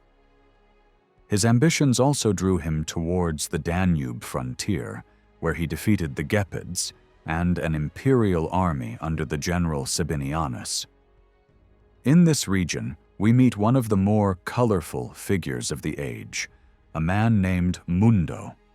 He had been born the son of a Gepid king on the Danube, but his father died while he was still young. The new ruler, his uncle Trapstila, took him under protection. Yet when Trapstila died, probably in the late 480s, Mundo either fell out of favor or feared for his life. He left his homeland and gathered a band of fighting men around him, more or less a company of freebooters. With this group, he helped inflict a serious defeat on Sabinianus, fighting alongside the armies of Theodoric. Mundo then entered Theodoric's service and remained with him for something like 20 years. After Theodoric's death, he returned to the Danube area and later entered the service of Justinian. By this time, Justinian was trying to strengthen the Balkan frontier against Slav raiders, and Mundo proved to be an effective general. He was appointed commander of forces in Illyricum, the same office once held by the man he had helped to beat years earlier, and later was sent east to take charge on the Persian front after Belisarius. He also played a key role in crushing the Nika riots in Constantinople. His life ended violently in Dalmatia at the beginning of Justinian's war against the Ostrogoths, when he fell in battle while trying to avenge the death of his son Mauritius, killed during a skirmish with Gothic forces. The years around 507 and 508 were decisive for Theodoric's position in the West. By then, he had extended his influence not only through warfare, but through a web of marriage alliances. He had married a sister of Clovis, the rising Frankish king, acknowledging how crucial the Franks had become. His own relatives had been given in marriage to Burgundian, Vandal, and Visigothic dynasties. The link with the Vandals was especially striking. After his troops had forced the Vandals out of Sicily, Theodoric sent his sister to Carthage to marry King Thrasimund. She traveled with a rich dowry and with an escort of 1,000 Gothic nobles, accompanied by thousands more fighting men. This was not just a royal wedding entourage. It created a permanent Gothic armed presence in Vandal territory and signaled a bid for influence in North Africa. We are particularly well informed about this moment because Cassiodorus had just begun his work as royal secretary in 506, and several letters from 507 and 508 survive. Theodoric understood that Clovis was preparing to strike at the Visigothic king Alaric, who ruled the kingdom of Toulouse. He wrote to both rulers urging them to put aside what he described as trivial quarrels and settle things peacefully. At the same time, he appealed to the kings of the Burgundians, Thuringians, Herulis, and Warni, asking them to restrain Clovis. Despite these efforts, Theodoric eventually had to send his own troops, but they arrived too late. Clovis crushed Alaric in battle, and Alaric was killed. Theodoric's forces managed to halt further Frankish and Burgundian advance towards the Mediterranean, and backed the succession rights of Alaric's young son, Amalaric, who was Theodoric's nephew, through another of his sisters. Since the boy was under age, Theodoric took control and ruled in his name. At this point, Theodoric presided over a vast block of territory. His authority ran across the whole of Italy and over most of Spain, and these regions were joined by the coastal strip of southern Gaul, which his troops also held. The entire northwestern shore of the Mediterranean from Liguria to Catalonia lay under his influence. It is quite possible that he initially hoped to preserve this whole complex and to unite the two main branches of the Gothic people under his rule. Later writers observed that, as time went on, the Goths of Italy and the Goths of Spain grew closer through intermarriage and began to see themselves as kin, hinting that some sense of a shared Gothic identity across these lands did emerge. Yet even this grand design began to unravel before Theodoric's death. Resistance to Ostrogothic control in Spain led him to delegate authority there to a trusted lieutenant, Theudas, one of his own Goths who had long been close to him. Once placed in charge in Spain, Theudas began to build his own power base. A few years after Theodoric died, he was able to claim the kingship of the Visigoths in his own right and rule them for many years. Inside Italy, Theodoric never seriously tried to blend the Gothic and Roman populations into a single unified people. That seems to have been a deliberate choice. It suited him to keep the Goths as a distinct group, clearly recognizable and set apart from the majority population, who could be called on for military service and for certain administrative roles. There is good reason to think that a central register of Goths existed, since all adult Gothic males received regular payments in return for their obligation to serve as soldiers. They probably also enjoyed some form of land allocation, which bound them locally while underlining their special status. They continued to live under their own legal rules, with their own courts and law code, and this separate judicial system, combined with their military function, helped maintain their sense of group identity. From one angle, this can be seen as an attempt to guard Gothic traditions, passing on ways of life that had developed over centuries. From another, it looks like a political project. The army that followed Theodoric into Italy was not a homogeneous tribal group, but a mixture of different peoples who had come together over time. By setting them apart legally and socially, and giving them common functions and privileges, Theodoric may have been forging a new nation out of this mixed body. A Gothic people with a shared role inside an otherwise Roman society, religion reinforced this dual structure. The Goths largely followed Arian Christianity, while most of the Roman population in Italy belonged to the Catholic Church, Arianism, therefore acted as a boundary marker between ruler and ruled. The two worlds can still be sensed today if one walks through Ravenna, which served as the capital for both late Roman emperors and Ostrogothic kings. On one side of the city stood the Arian Cathedral, later known as Sant Apollinare Nuovo, together with its baptistry. On the other side stood the Catholic baptistry, near the former Catholic cathedral. Each community had its own bishop and clergy, its own ritual and gathering places. It is likely that worship in the Arian churches was conducted in the Gothic language, and that the Gothic translation of the Bible, produced in the 4th century, was in regular use. One famous manuscript of that translation seems to have been copied in Ravenna around the time of Theodoric A papyrus list of clergy from the Arian cathedral shows that most of them bore Gothic names, and several even wrote their signatures using the Gothic alphabet.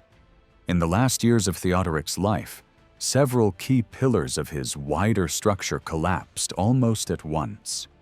In Burgundy, the daughter he had married into the royal house died, and her son, who stood next in line to the Burgundian throne, was executed by the Burgundian king. In North Africa, King Thrasimund died, and his successor Hilderic turned sharply against Theodoric's interests. The Gothic soldiers who had been stationed around Carthage since Theodoric's sister married into the Vandal court were slaughtered, and Theodoric's sister herself was imprisoned and died in captivity. When Theodoric passed away, the grand structure he had built was divided. Italy went to his grandson, Athalaric, still a child, and Spain to another grandson, Amalaric. Any emerging fusion between the Ostrogothic realm in Italy and the Visigothic realm in Spain disappeared almost immediately.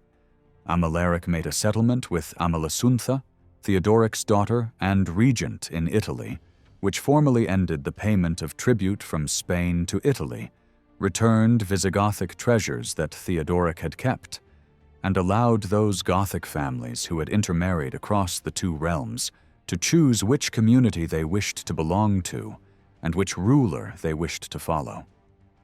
Amalaric then sought to strengthen his position by marrying the daughter of the Frankish king, Theudebert. It was the first in a series of disastrous marital ties between Frankish and Visigothic rulers. When he mistreated his wife and tried to force her to abandon her Catholic faith, the insult prompted a Frankish invasion of Spain.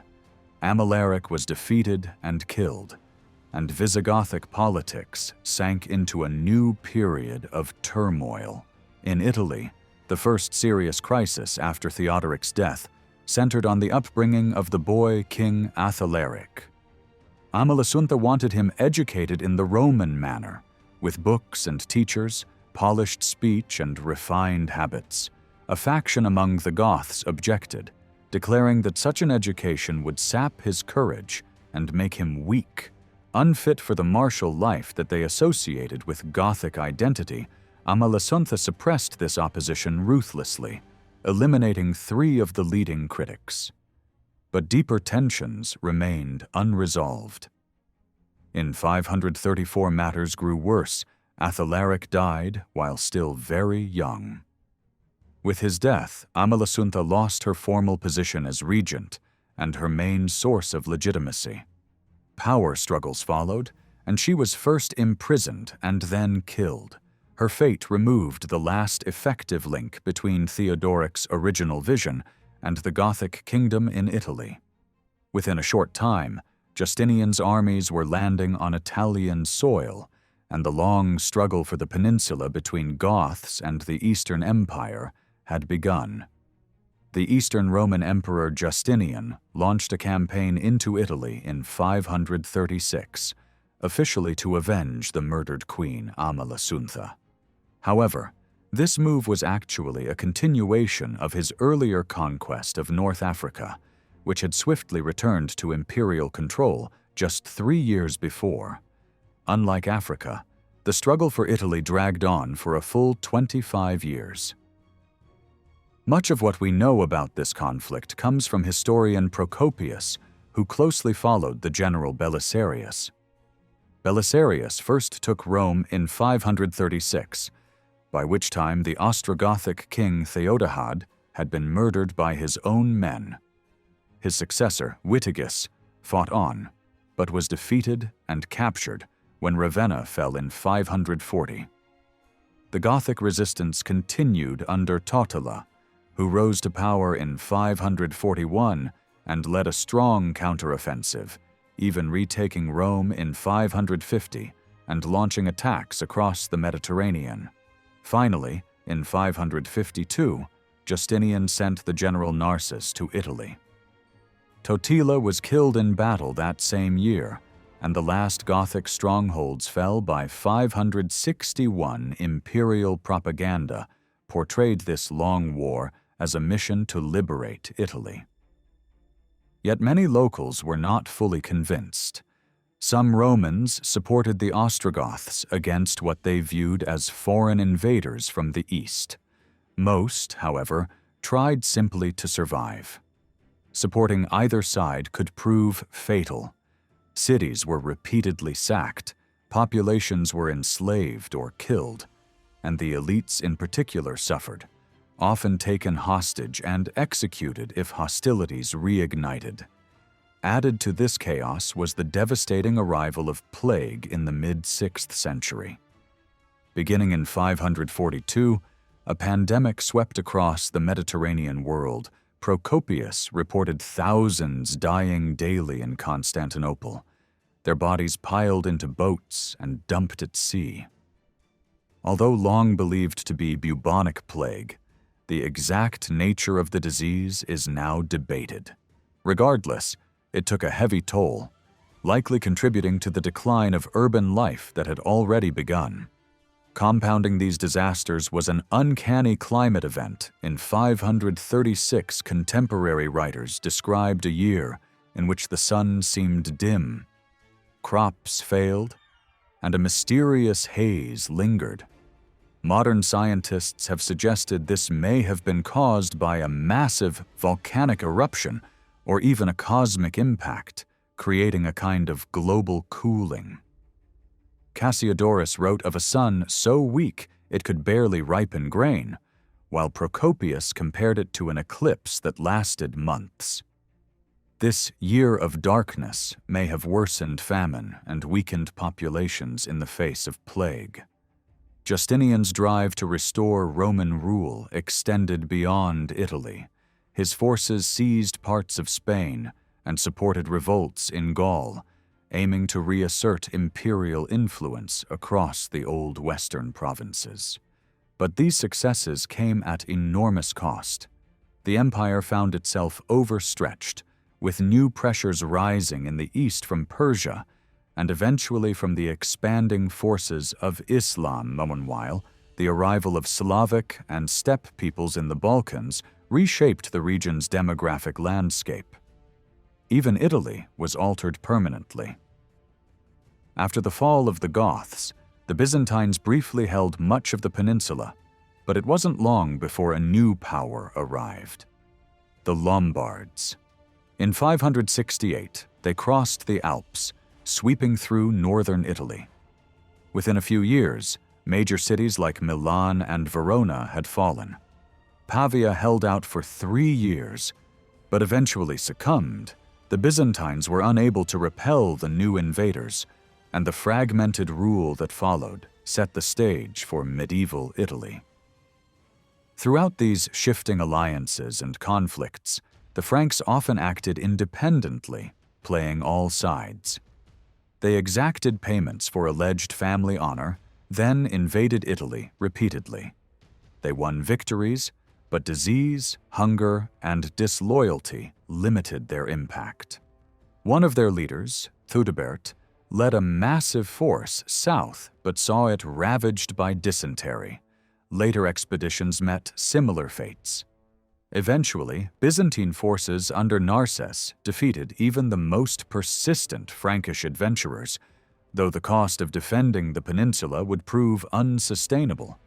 By the time the dust settled, the Ostrogoths were virtually wiped out, Italy was fragmented and weakened, and the dream of a restored Western Empire was fading. The reconquest had briefly revived Roman authority, but unforeseen challenges, plague, climate shocks, and relentless migrations soon overwhelmed imperial ambitions. The story of this turbulent period marks a turning point, where the ancient world made way for the medieval age.